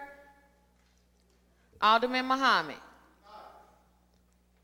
25 aye votes and 1 no vote. By a vote, you stay in the motion of the Alderwoman from the 14th and perfected Board Bill 237. Need a cup of coffee. Board Bill 240, sponsored by Alderwoman Howard and Alderwoman Murphy, an ordinance to regulate employer and employee working relationships between the City of St. Louis and all employees under the Medical Examiner's Office, including a compensation plan, terms and conditions of employment, benefits, leaves of absence, authorization for a deferred compensation plan, repealing Ordinance 70019, allocating certain other employees to a grade with rates, and including an emergency clause. The provisions of the sections contained in this ordinance shall be effective with the start of the first pay period following approval by the mayor. Alderwoman from the 14th, you recognize on the perfection of Board Bill number 240. I would like to place Board Bill 240, which before the board for favorable consideration to allow the medical examiner's office to have We just a need raise. just a moment. It's been moved by the Alderman from the 14th that we perfect Board Bill 240, seconded by the Alderman from the 13th. Alderman from the 14th, please proceed. This mirrors, again, the previous board bill. This is a county office, the medical examiner's office, and they are asking for similar raises that were given to the civil service employees. And so we have that bill before us. And just as a note, the pay study or the compensation study that's being done by the Division of Personnel, I believe only takes into consideration civil service employees. So I don't know that we'll get information on the county offices. I think the county offices operate separately and autonomously, so they are asking for parity with all the other offices and the same compensation that the civil service bill last week allowed. And I would like the favorable consideration of the board. Any further discussion? Any further discussion? There's been a request for a previous roll. Hearing no objection. There's been an objection to previous roll. It's been moved by the Alderman from the 14th, seconded by the Alderman from the 13th that we perfect Board Bill number 240. Madam Clerk, please call the roll. Alderwoman Tyus. Alderwoman Middlebrook. Alderman Bosley. Alderwoman Hubbard. Alderwoman Negracia. Alderman Kotar. Alderwoman Rice. I'm sorry, Alderwoman Rice? Oh, okay. Alderman Gunther. Alderman Vollmer. Alderwoman Martin. Alderwoman Murphy. Alderwoman Howard. Alderwoman Green. Alderman Oldenburg. Alderman Rhodey. Alderman Todd. Alderwoman Davis. Alderwoman Spencer. Alderman Muhammad. Alderman Boyd. Alderman Vaccaro. Alderman Narayan. Alderman Cone. Alderwoman Clark Hubbard. Alderwoman Boyd. Alderwoman Navarro. President Reed. Alderman Oldenburg. 25 aye votes and 1 no vote. By a vote, you stay in the motion. Alderman from the 14th and perfected Board Bill 240. Board Bill 233, sponsored by Alderman Gunther, an ordinance repealing ordinance number 63107, which ordinance relates to a lease between the City of St. Louis, Missouri, and the Manufacturers Railway Company, a subsidiary of Anheuser-Busch Company, Inc., authorizing the execution of a new lease agreement between the same parties under certain terms and conditions for a period of 5 years with 4 5-year mutual options and containing a severability clause. Alderman from the 9th, you recognize on the perfection of Board Bill 233. Thank you, Mr. President. I move to perfect Board Bill 233. Moved by the Alderman from the 9th, seconded by the Alderman from the 21st. Alderman from the 9th, please proceed. Thank you, Mr. President and members of the board. Board Bill 233 is a bill that the Port Authority owns a parcel of land that Anheuser-Busch and the Manufacturers Railroad has used for since the 1800s. They did have a 25-year lease that has now expired, which was the ordinance 63107. So this essentially is issuing another lease through the Port Authority to be able to use the railway that is there and the railroad that is there. The lease starts off at a 5-year lease with having 4 5-year options after that, starting off at over $54,000 per year and offering a 3% per year increase off of their lease. So through the committee hearing, the Port Authority got up and testified that this is kind of their new approach of asking for a little bit more money than they have in the past, which many of the committee members were happy to hear that we are starting to get a little bit more money for our port land. So It is with that that I will ask for favorable consideration for Board Bill 233.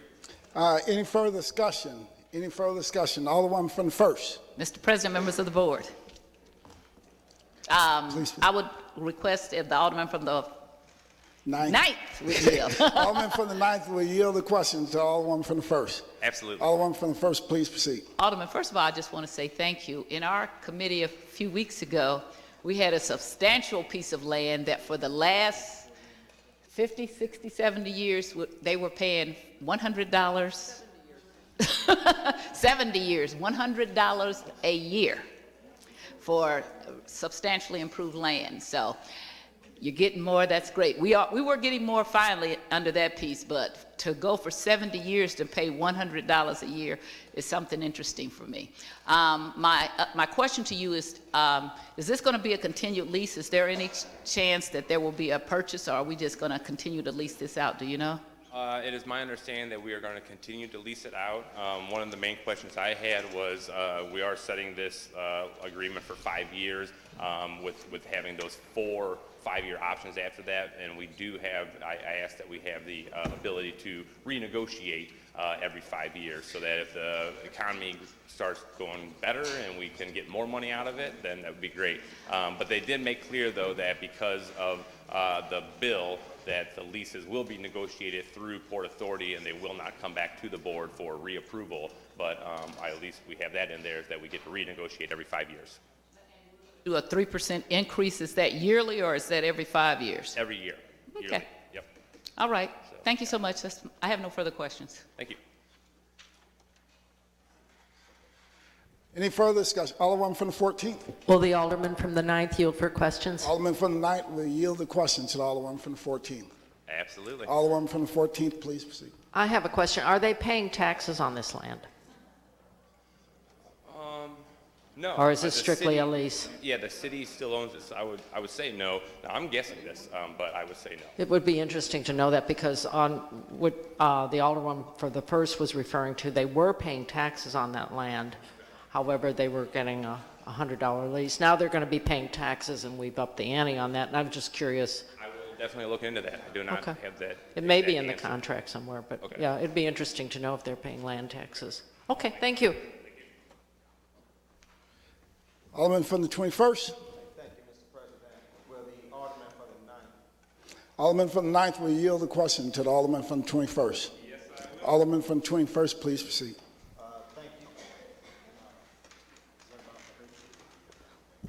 Thank you, Mr. President. Alderman, who is responsible for capital improvement upgrades on the land? Is that the city under the Port Authority, or will there be the company leasing the land? This is the manufacturer railroad company that is maintaining the railroad. So they're responsible for all capital improvement upgrades or Correct. or construction? Yep. Okay. That was my only question. Thank you, Alderman. No further questions, Mr. President. Thank you. Any further discussion? Any further discussion? Alderman from the 9th, you recognize the close. Thank you, Mr. President. With that, I would ask for favorable consideration and would like to renew my motion. All right, it's been moved by the Alderman from the 9th, seconded by the Alderman from the 21st, that we perfect Board Bill number 233. All in favor signify by saying aye. Aye. Opposed? Motion carries. Board Bill 189, sponsored by Alderwoman Ingracia and the following alderpersons: Spencer, Green, Gunther, Middlebrook, Vaccaro, Rice, Pam, Boyd, and Morton. An ordinance prohibiting the carrying of concealed firearms by persons who are subject to a restraining order or who have been convicted of misdemeanor crime of domestic violence as provided in this ordinance, and the firearm such person is in receipt of has been shipped or transported in interstate or foreign commerce as prohibited by Title 18, Section 22G, 8 and 9 of the United States Code, and containing an emergency clause. Alderwoman from the 6th, you recognize on the perfection of Board Bill 189. Thank you, Mr. President. I move to perfect Board Bill 189. Moved by the Alderman from the 6th, seconded by the Alderman from the 13th. Alderman from the 6th, please proceed. Thank you, Mr. President. Board Bill 189 would prohibit anyone who has a domestic violence charge or restraining order against them in the city of St. Louis from carrying a concealed weapon. It mirrors legislation that has already passed in St. Louis County and Kansas City, and I think reflects a really important issue in terms of safety of domestic partners. In 2019, the St. Louis City Police Department had 250 separate incidences of domestic violence coupled with a firearm, and this gives us another tool for the police department to utilize to help keep our residents safe. All right, thank you. Any further discussion? Any further discussion? Alderman from the 6th, you recognize the close. I renew my motion. It's been moved by the Alderman from the 6th, seconded by the Alderman from the 13th, that we perfect Board Bill 189. All in favor signify by saying aye. Opposed? Motion carries. Board Bill 208, Committee Sub, sponsored by Alderman Narayan and the following alderpersons: Tyus, Middlebrook, Ingracia, Rice, Gunther, Martin, Arnowitz, Green, Spencer, Vaccaro, Clark, Hubbard, Pam Boyd, Navarro, and Coulthard. An ordinance amending section 10, 12, 25, and 27 of ordinance number 68657 and codified in the city code and revised codes as title 11, chapter 34, section 090-110-240-250 concerning the Commission of Health's Authority asbestos, performance-based fee schedules related to asbestos and demolition, air pollution and penalties, and containing a severability and effective date clause. Alderman from the 24th, you recognize on the perfection of Board Bill number 208, Committee Substitute. Thank you, Mr. President. At this point, I would like to move 208 Committee Substitute to the informal calendar. Madam Clerk, please make note of that. Place Board Bill 208, Committee Substitute on the perfection informal calendar. So noted.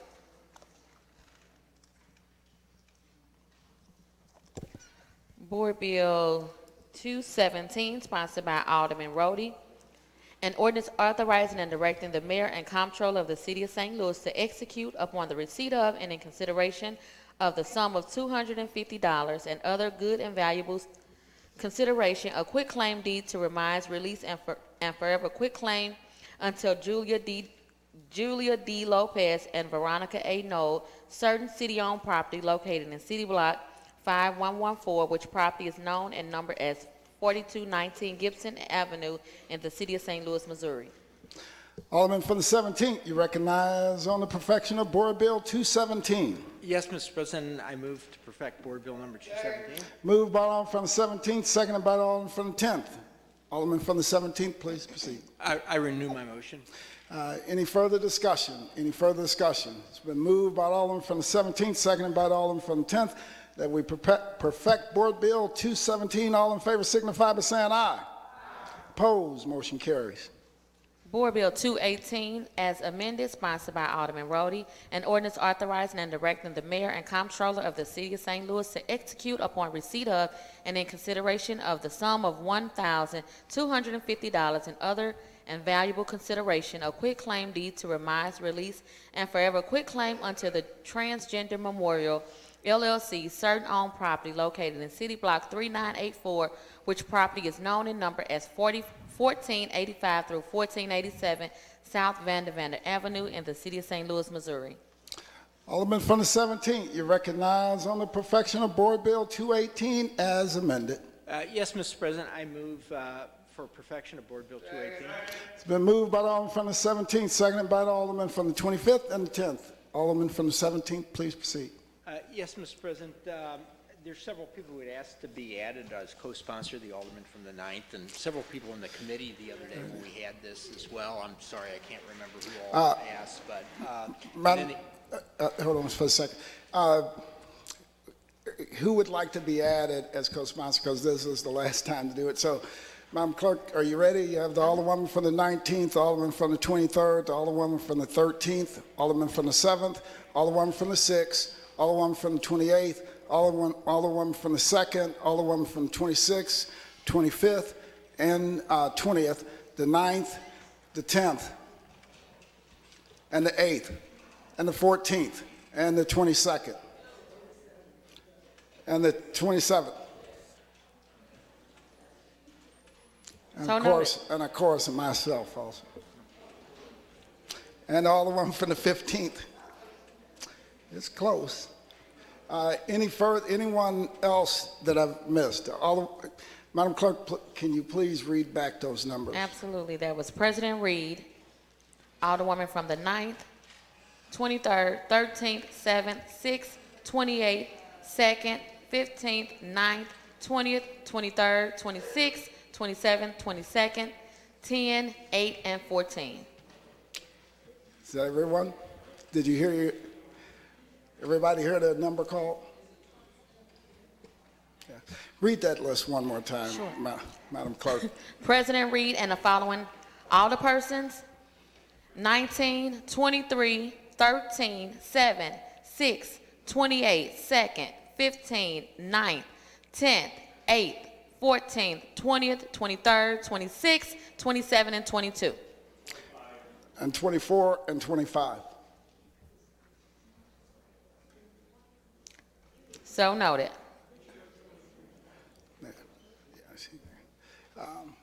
Anything further?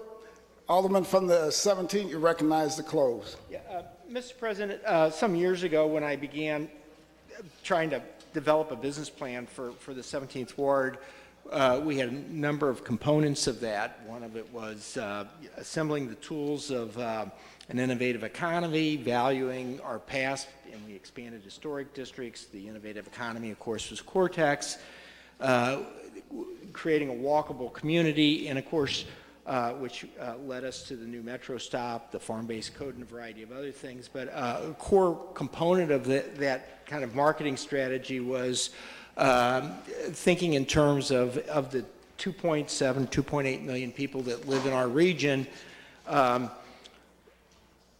Couldn't we attract a certain percentage or number of them who would be attracted to living in a diverse area? And that, of course, was the beginning of the Grove 20 plus years ago. And we have worked very hard to kind of portray that. We've attracted lots of people, lots of new investment. We've worked to try to maintain the economic diversity by creating affordable housing. But one of the great things that comes from branding is that you get wonderful people with ideas that are attracted to you. So not all the ideas are our own. The transgender park, people actually approached us, and we had an underutilized piece of property that was owned by the city. It was, really kind of neglected, and they approached us about doing that. And certainly, I think it reinforces our identity in the neighborhood and the core values of that neighborhood. So we welcomed them over there, and I think it's a unique opportunity. This is the first transgender garden in the country, and they are very, very excited about it. They've invested a great deal of time, energy, and resources, and I'm sure they will be a far greater custodian, a far better custodian of that property than the city has been. So that's just a little background for everyone. But thank you all for your interest in co-sponsoring this. I renew my motion. All right, thank you. It's been moved and seconded that we perfect Board Bill 218 as amended. All in favor signify by saying aye. Opposed? Motion carries. That is the extent of board bills for perfection.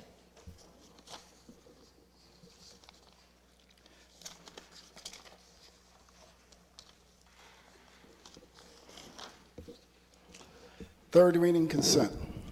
Board Bill 173, Committee Sub. Board Bill 182, 183, 185, 188, 202, and 207. Alderman from the 22nd, you recognize on the motion for the third reading consent calendar. Mr. President, members of the board, I move for adoption of a third reading consent calendar. Moved by the Alderman from the 22nd, seconded by the Alderman from the 10th. Any discussion? Madam Clerk, please call the roll. Alderwoman Tyus. Alderwoman Middlebrook. Alderman Bosley. Alderwoman Hubbard. Alderwoman Ingracia. Alderman Kotar. Alderwoman Rice. Alderman Gunther. Alderman Vollmer. Alderwoman Martin. Alderwoman Murphy. Alderwoman Howard. Alderwoman Green. Alderman Oldenburg. Alderman Rhodey. Alderman Todd. Alderwoman Davis. Alderwoman Spencer. Alderman Muhammad. Alderman Boyd. Alderman Vaccaro. Alderman Narayan. Alderman Cone. Alderwoman Clark Hubbard. Alderwoman Boyd. Alderwoman Navarro. President Reed. Aye. Alderwoman Hubbard. Alderman Oldenburg. 26 aye votes. By vote, staying the motion, Alderman from the 22nd and 3rd read and finally passed the aforementioned bills. Third reading, report of engrossments. Board Bill 177, Committee Sub, sponsored by Alderwoman Clark Hubbard, an ordinance approving a blighting study and a redevelopment plan for 5311 through 6123 and 5302 through 6122 Dr. Martin Luther King redevelopment area. Alderman from the 26th, you recognize on third reading and final passage of Board Bill 177, Committee Substitute. Thank you, Mr. President. I move for third reading and final passage of Board Bill 177, Committee Substitute. Moved by the Alderman from the 26th, entertained seconded by the Alderman from the 27th. Please proceed. Thank you, Mr. President. Board Bill 177, Committee Sub is a proactive response to trying to fix some of the blight, some of the way Martin Luther King looks at that corridor. It's an entryway to the city of St. Louis. It provides incentive packages, and so we can also court businesses in that area. All right, excellent. Any further discussion? Alderman from the 22nd?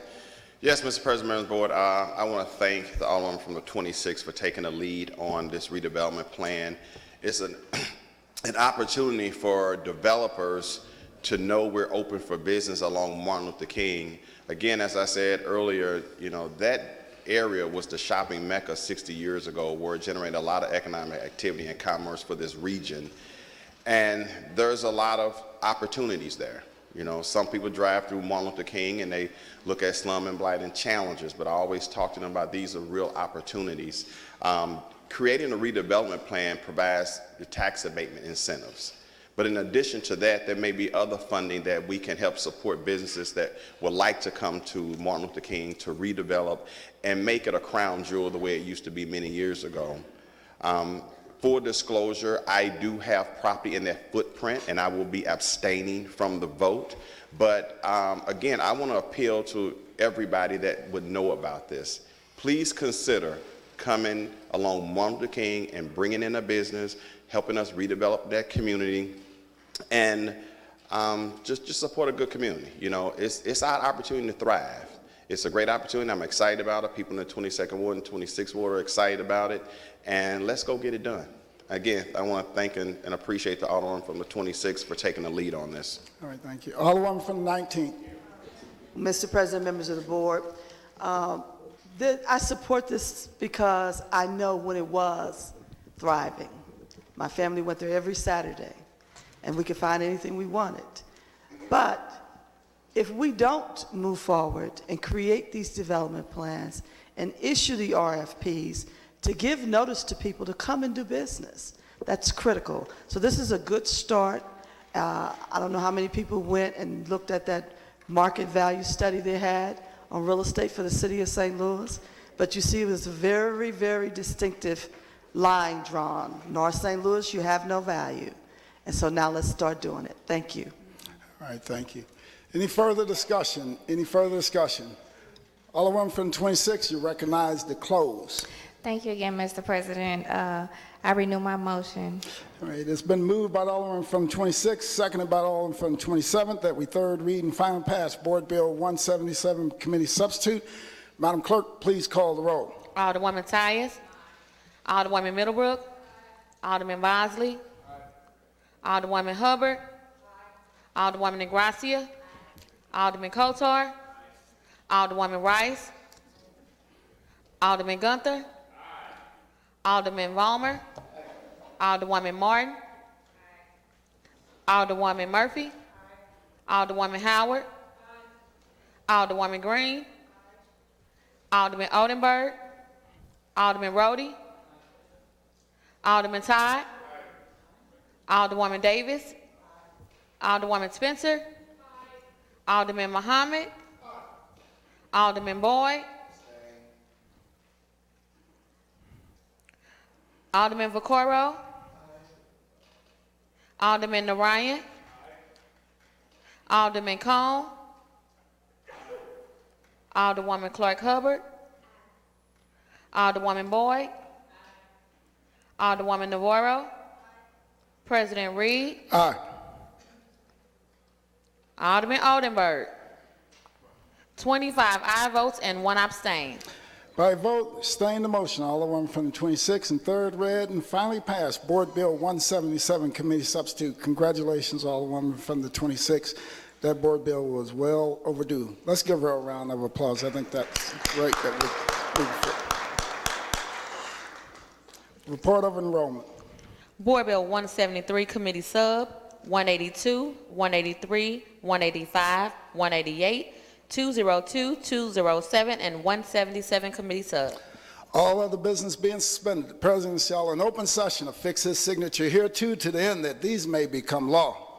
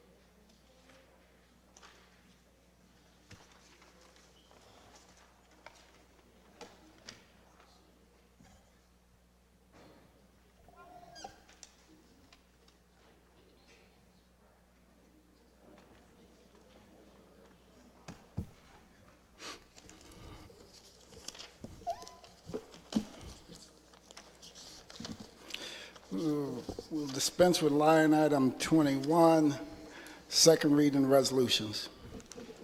Resolution 218, sponsored by Alderwoman Martin. The Goal Machine LLC in the City of St. Louis Enhanced Enterprise Zone. Alderman from the 11th, you recognize on the second reading resolution 218. Thank you, Mr. President and members of the board. I would like to, I'm sorry, I'm so Just lost. move for adoption of resolution 218. Move for adoption of resolution 218. Thank you. Been moved by the Alderman from the 11th, seconded by the Alderman from the 22nd. Please proceed, Alderwoman. Thank you, Mr. President. I'm pretty excited about this project. It's a St. Louis City business and resident that's expanding his marketing business into a vacant school. So with that, I'd like to make a motion to adopt this. Thank you. All right, it's been moved. Any further discussion? Any further discussion? It's been moved by the Alderman from the 11th, seconded by the Alderman from the 22nd, that we adopt resolution 218. All in favor signify by saying aye. Opposed? Motion carries. Resolution 219, sponsored by Alderwoman Middlebrook. WTF Realty LLC in the City of St. Louis Enhanced Enterprise Zone. Alderwoman from the 2nd, you recognize on second reading resolution 219. Okay, so, thank you, Mr. President. What am I doing? Would you like to make a motion Yes, to I'd like adopt to make a resolution? motion to adopt resolution 219. It's been moved by the Alderman from the 2nd, seconded by the Alderman from the 6th. Alderman from the 2nd, please proceed. Okay, this resolution is for a company they want to expand their facility. They want to build a new facility where their products will start being used for food. And they're investing $1.8, I do believe, million in this project to make sure that the federal guidelines are met for their production of what they're going to be doing with food. And with that, I would like to renew my motion. All right, any further discussion? Any further discussion? Alderman from the 22nd. Alderman from the second yield for a question. Alderman from the second will yield to Alderman from the 22nd. Alderman from the 22nd, please proceed. Alderwoman, would you happen to know what WTF stands for?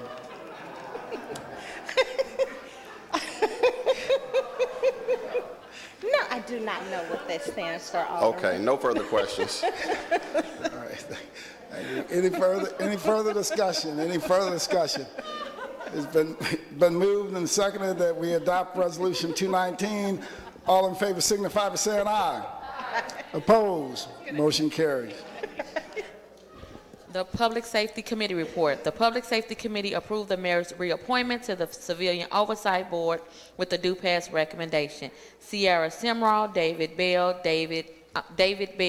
Bradley Ortega, and Stephen Rovac. I'm sorry. Alderman from the 23rd, you recognize on the motion for the motion for the Public Safety Committee's report and the Civilian Oversight Board. So we had kind of a slow process. First, you'd like to make a motion for adoption of the mayor's appointments. Yes, I would like to move that we adopt the mayor's appointments to the Public Safety to the Civilian Oversight Board. Right, to the Civilian Oversight Board. I'm sorry, I'm waiting for a call from my doctor and my head's somewhere else. Yes, sir. It's been moved by the Alderman from the 23rd. Entertain a second on that motion. Seconded by the Alderman from the 14th and Alderman from the 11th. Please proceed, Al. I just ask for favorable consideration and that we pass this out today. All right. Any further discussion? Any further discussion? Any further discussion? It's been moved and seconded that we adopt the mayor's appointments to the Civilian Oversight Board. All in favor signify by saying aye. Opposed? Motion carries. That is the extent of second reading, resolutions, committee report, and adoptions.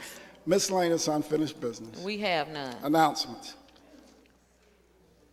Scheduled for Alderman Sam Moore Celebration of Life, Saturday, March 7, 2020. Alderman Sam Moore body will lay in state between 2 and 7 p.m. at the Williams Temple Church of God in Christ, 1500 North Union Boulevard. Saturday, March 7th, 2020, at 4 o'clock until 6 p.m., it will be a civic ceremony celebration of life. This memorial will be for the members of the Board of Aldermen and other political and civic leaders. There will be pews reserved for the members of the Board of Aldermen staff to sit together. Each of us that wishes to speak will be given 2 to 3 minutes at max to speak. Sunday, March 8th, 2020, 4 p.m. until 6 p.m., there will be a wake or vigil held for Alderman Sam Moore. His body will lay in state on site. His family will also be there. And the funeral celebration will be March 8th at 6 p.m., homegoing celebration of life. This will be the main celebration of life. President Reed, Mayor Cruzen, the license collector, and the president CEO of Urban League are the only civic politicians that will be allowed to speak. The pews will be reserved for the Board of Aldermen and staff to sit together. That will also convene at Williams Temple Church of God in Christ, 1500 North Union. And the arrangements have been placed in all the aldermen's mailboxes. Yes. And I'm asking everybody to please go by this document. It is in everyone's mailbox. Pastor John Watson wanted me to make sure everybody knows that there's been a lot of misinformation out there, and we don't want people to get confused about where they should be and what's going on. So please go by this document, and remember that civic ceremony, that's Saturday, right? So, you know, certainly you should be there, especially if you want to speak, and then the homegoing celebration will be that Sunday. Alderman from the 21st. Thank you, Mr. President. I just want to say something directly to the mayor's office. Our mayor's director of communication took it upon himself to go to Twitter and list our available ward capital money and had the nerve to say there's quite a bit of money being unused. Contact your alderman or underwoman to get a project started. I want to say this. First, we have a lot of capital improvement money because we have to go through the hoop and ringer to even get projects done by the mayor's office. And our money, and I think I can speak for every alderman here, our money is just not sitting on the table being unused. We have projects lined up. Now the mayor and her communications director are more than welcome to come into our wards and actually sit down with aldermen and see what we have, and maybe they can help us. But it was very disrespectful and unprofessional to list the money that we have available. My ward knows our ward capital balances. I believe in transparency. I believe every alderman here pretty much does budget meetings with their ward constituents. It was very unprofessional. The mayor needs to check her communications director, because I'm going to end up checking his ass. That was very disrespectful to me. You can't use profanity. Very disrespectful to me. Yeah. I apologize for profanity, Mr. President. All right. And Alderman from the first. I'm sorry, Mr. President. The alderman from the 24th. Alderman from the were here. first. Alderman from the first. Okay, Yeah. I was just going to Yeah. say he was there before. Yeah, The alderman from the 21st said much of what I was going to say, except for to say we can subpoena mayors. So I will be glad to write up a resolution subpoenaing Mayor Cruzen to come over here, sit down and talk with the Board of Aldermen, along with her chair of her BPS person who has been holding up curbs and speed humps in my community for years. I've sat many years and heard the alderman from the 25th talk about trying to get trees. That's not an argument that they want to get into. I think that was ill-advised, and it was meant to redirect the fact that I have been collecting all the data about where parks money and everything has gone since 1993, and I'm going to release it all. And that little money, I don't call it a lot of money. We have a little money, not what we're supposed to have. It's not being used correctly. It's not being directed to the proper funds. I have been collecting all of that and have almost all of it, which I'm going to release to the members of the Board of Aldermen. And then I'm sure most of you will be glad to bring the mayor and her communications director and anybody else over here to tell us why it's taking so long, why they're charging us for things that they should not be, because this was supposed to be hard cost money. So I've been here since we first got that money. I'm not that upset because that's small. But I did just want to say, add to what the alderman from the 21st said. I want to also remind people that I sent you an email this morning. We're going to do a collection to donate to the Alderman Moore's family. So if you haven't read it, please do, and please see my secretary, Tracy, if you have a chance to do that. And I hope to see you all Saturday for homegoing for our friend Alderman Sam Moore. All right, thank you. Alderman from the 24th. Thank you, Mr. President. As a function of holding the aldermanic seat in the 24th and in the 28th, we sit on the Forest Park Advisory Board.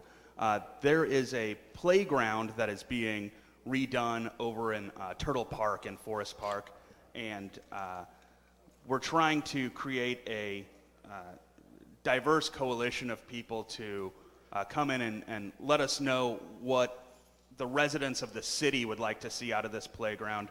Although, you know, it's just literally in front of my house when I open the door. I firmly believe that Forest Park is as much everyone in this room and everyone in this city's park as it is mine. So anyone who's interested in talking to me about what their community may want out of a playground or with the alderwoman from the 28th, we are all ears on any needs that your communities may be interested in out of a playground. So if anyone wants to talk to me, I'm all ears. Thank you. All right, thank you. Alderman from the 23rd, I believe you were up first. Now I have a couple comments. One, I'll make my suggestion now. The same suggestion I've been making ever since I've been here, since Antonio French put it in, since I carried it. Let's put basketball over there. I put basketball in my park. There's always reasons why we don't have basketball in Forest Park. You say it's diverse, let's put basketball. The other thing I wanted to mention was Alderman John Muhammad. If they put that out, first off, you can see my ward, I've spent all my money. I'm going to put out how many thousands, hundreds of thousands of dollars in sidewalk work that have been there that's not done, not started, lights that are not done, not started. They had 30 speed humps, and they turn around and tell me that they've been sitting there, and they tell me, oh, well, for $900, we can look and decide if you get them or not. But if I wait till the next election, I am willing and will put out tonight, I put out the graph anyway. We had 800 calls. We have over 3,000 calls for service, over 800 calls, or right at 800 calls for trees. We got speed humps. We got all these things, and we spent our money. If you look, our money's been sitting there waiting years for a real-time crime camera in the park.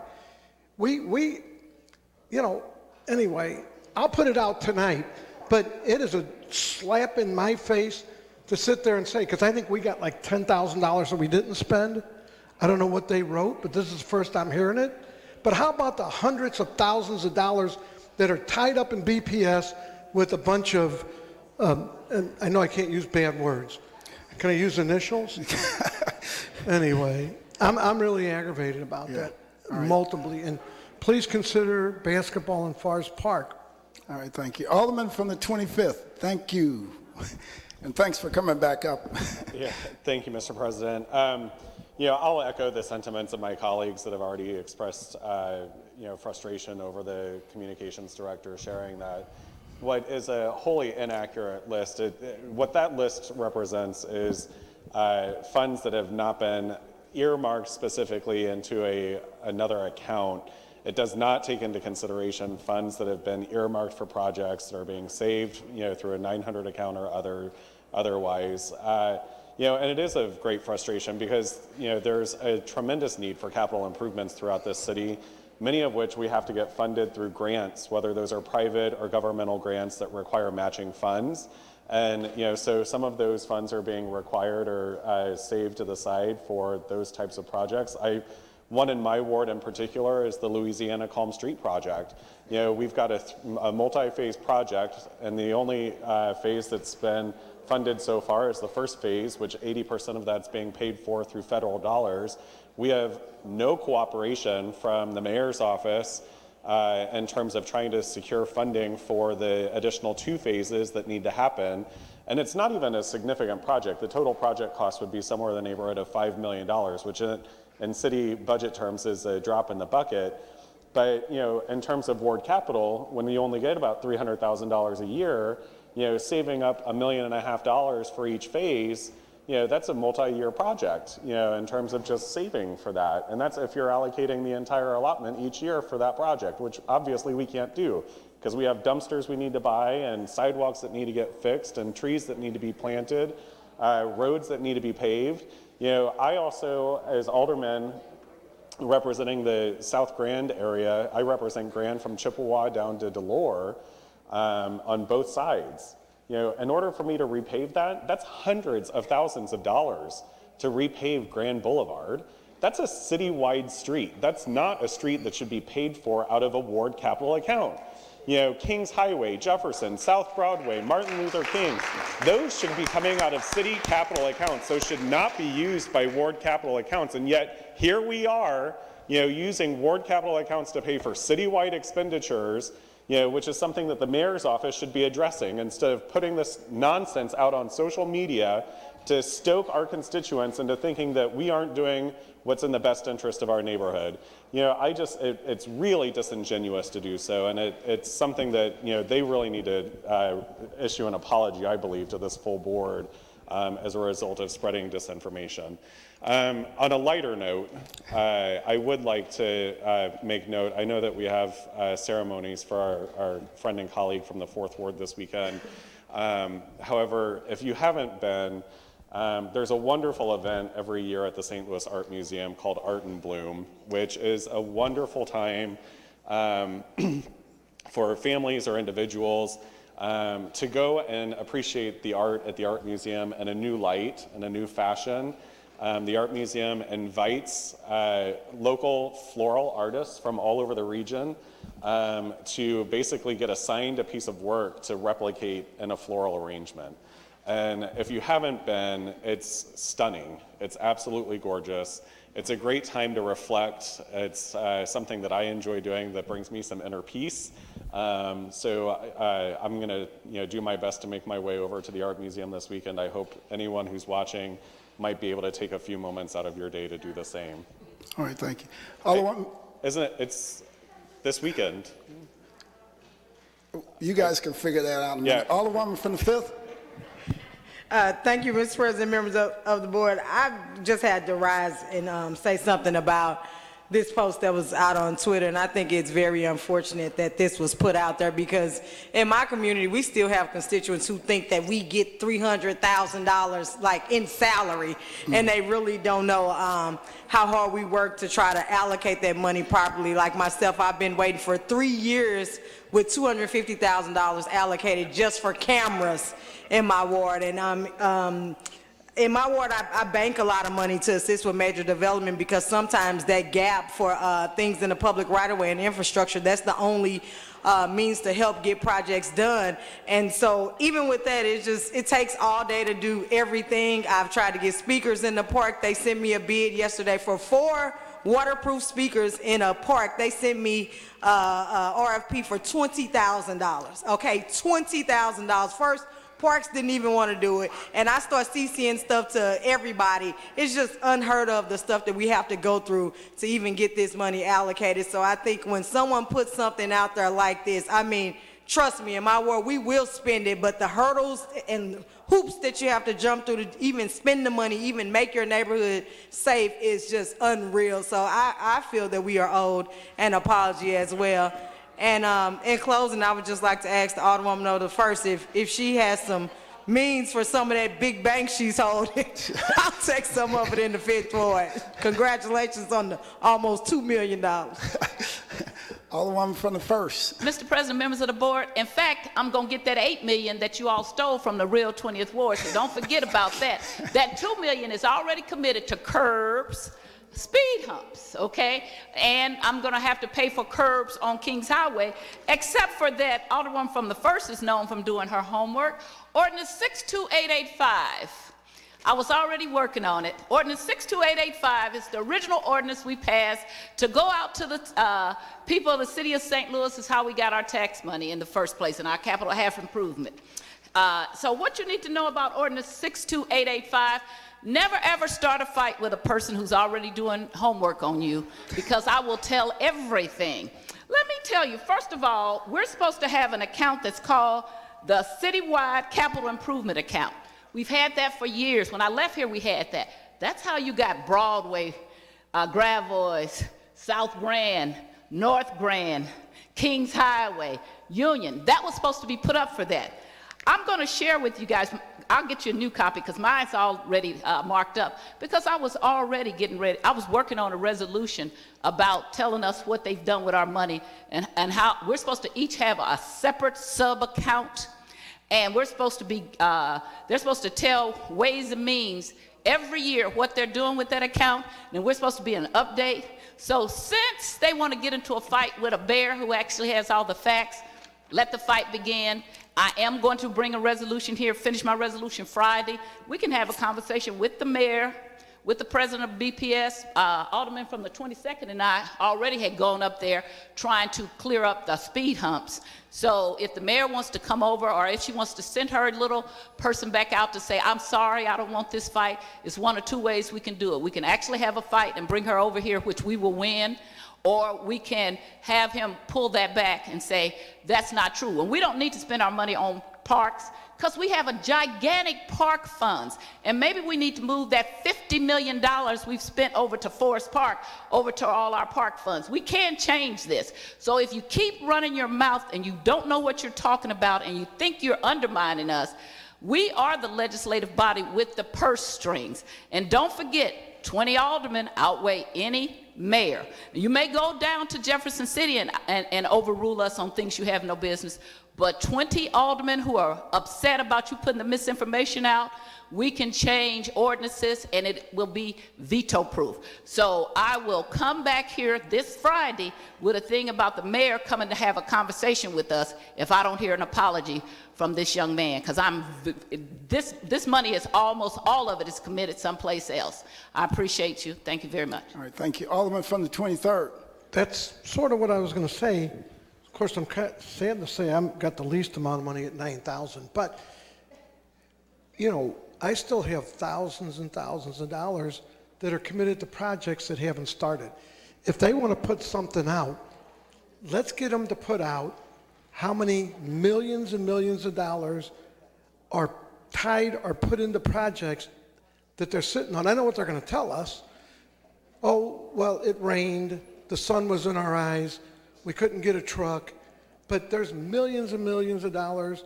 If they want to print something, print that. On my whole budget, I spend all but $9,000. And I'm still waiting. I'm waiting for LED lights. They're finally starting to put some in because I'm screaming. Years of speed humps, these are paid for. These are things, sidewalks, $100,000 in sidewalks that are paid for. That's why I only have $9,000 left. But they haven't started those projects.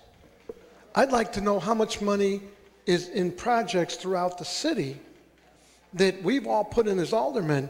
This is nothing but political re-election rhetoric saying, oh, all the disservice you're seeing isn't me. It's those aldermen over there. They always like to say, we're the ones tying stuff up, but then they send people over here to lobby stuff. This one really does aggravate me more than it should, but it aggravates me because the number that I'd like to see is, and I'm going to get the number of projects in the 23rd Ward, and I'm going to put it out tonight.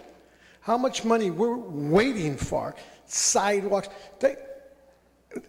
For them to sit there, and again, I believe this is nothing but political nonsense, to say, gee, I'm running for mayor, and the city's, all this disservice isn't my fault. It's the aldermen, and it's not. All right, thank you. Any further, Alderman from the 21st? Thank you, Mr. President. First, I want to apologize for cussing on this floor. I'm going to cuss him out when I see him in person. But I want this on public record because I got residents texting my phone saying how upset they are as well at this statement because they know it's not true.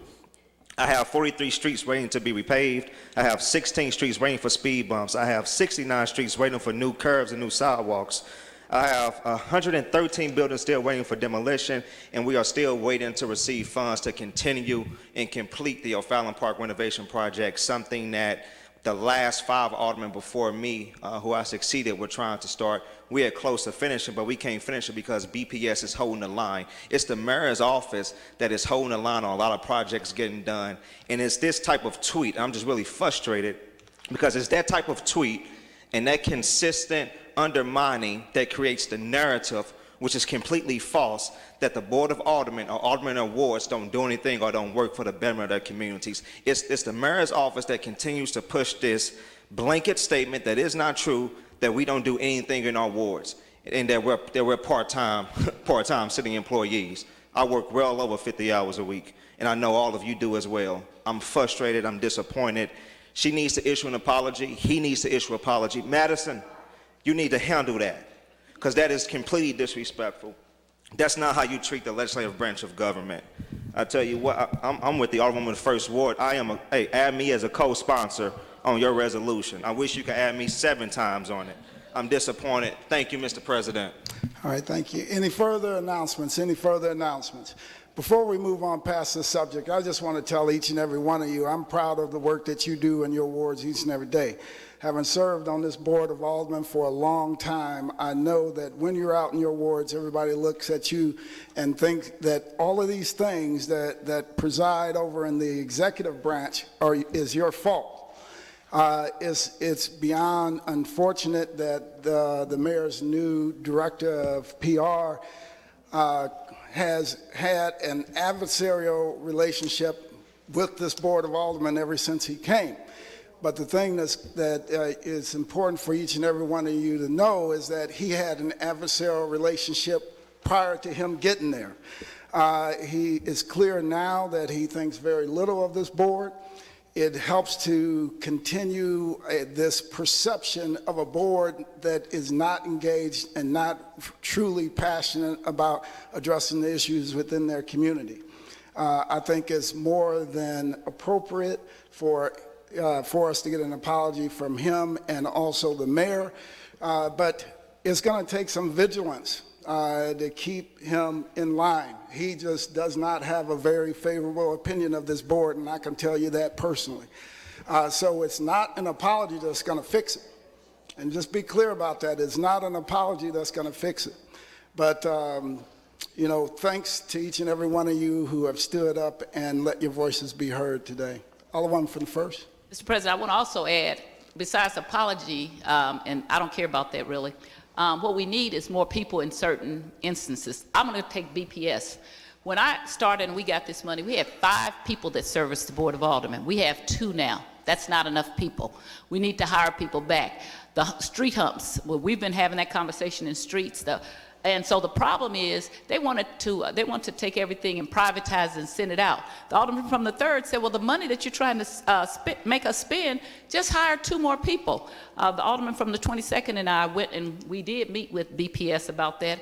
And we do. We need more people. This is starvation by choice. This is not something that people don't want to work. It doesn't take that much to hire somebody to put out some little speed traps, not straps. They're little things that they put out that tell you how many people counts, how many people are driving down the street and what the speed is. So if we hire 2 more people, we can get those humps done a lot faster, not send them out for study. So this is done purposely. This is a policy. It comes from the mayor's office, not hiring people to do the job. That comes from the mayor's office. If we're going to point finger, my grandmother always said, be careful about pointing one finger because the other 4 point back to you. This goes to the mayor's office. Director of Operations has all kind of crazy things out about why we don't cut grass the way we're supposed to. If you really want us to get into a contest, what we need to do is, Ways and Means is getting ready to start. We need to be cutting out things in the mayor's office and adding positions in the Board of Public Service and in the street department to do these jobs, and then let's see if he will keep tweeting that out. We can start with getting rid of a director of public, what is his title? We can do we can line item so that there's no person that does information in the mayor's office. That's how you do that. If you don't respect us, you better remember we can take your job out of the budget, and so maybe that's what we need to do, and we can then hire some people who work in the street department to do the things we need to do, or who work in BPS. Thank you. All right, thank you. Alderman from the 22nd, you recognize, oh, hold on one second. The clerk has a couple more announcements. Wednesday, March 11, 2020, Rules Committee will meet at 10 a.m. in the Leisure Room. Thursday, March 12, 2020, Public Safety will have a meeting at 10 a.m. in the Kennedy Room. And Friday, March 13th is the full board meeting, 10 a.m. in the chambers. That is the extent of the announcements. Alderman from the 22nd, you recognize on the motion to excuse. Mr. President, members of the board, I move to excuse the alderman from the 16th ward due to necessary absence. Moved by Alderman from 22nd, seconded by the Alderman from 13th and the Alderman from 10th. Any discussion? All in favor signify by saying aye. Aye. Opposed? No. Motion carries. Alderman from the 22nd, you recognize on the motion to adjourn. Mr. President, I'm not sure anybody wants to adjourn. It's not 2 o'clock yet. But I'll go ahead and make the motion anyway. I move to adjourn until next week, March 13th, 2020. Moved by Alderman from the 22nd. Entertain a second on that motion. Seconded by the Alderman from the 14th. All in favor signify by saying aye. Aye. Opposed? Stand adjourned.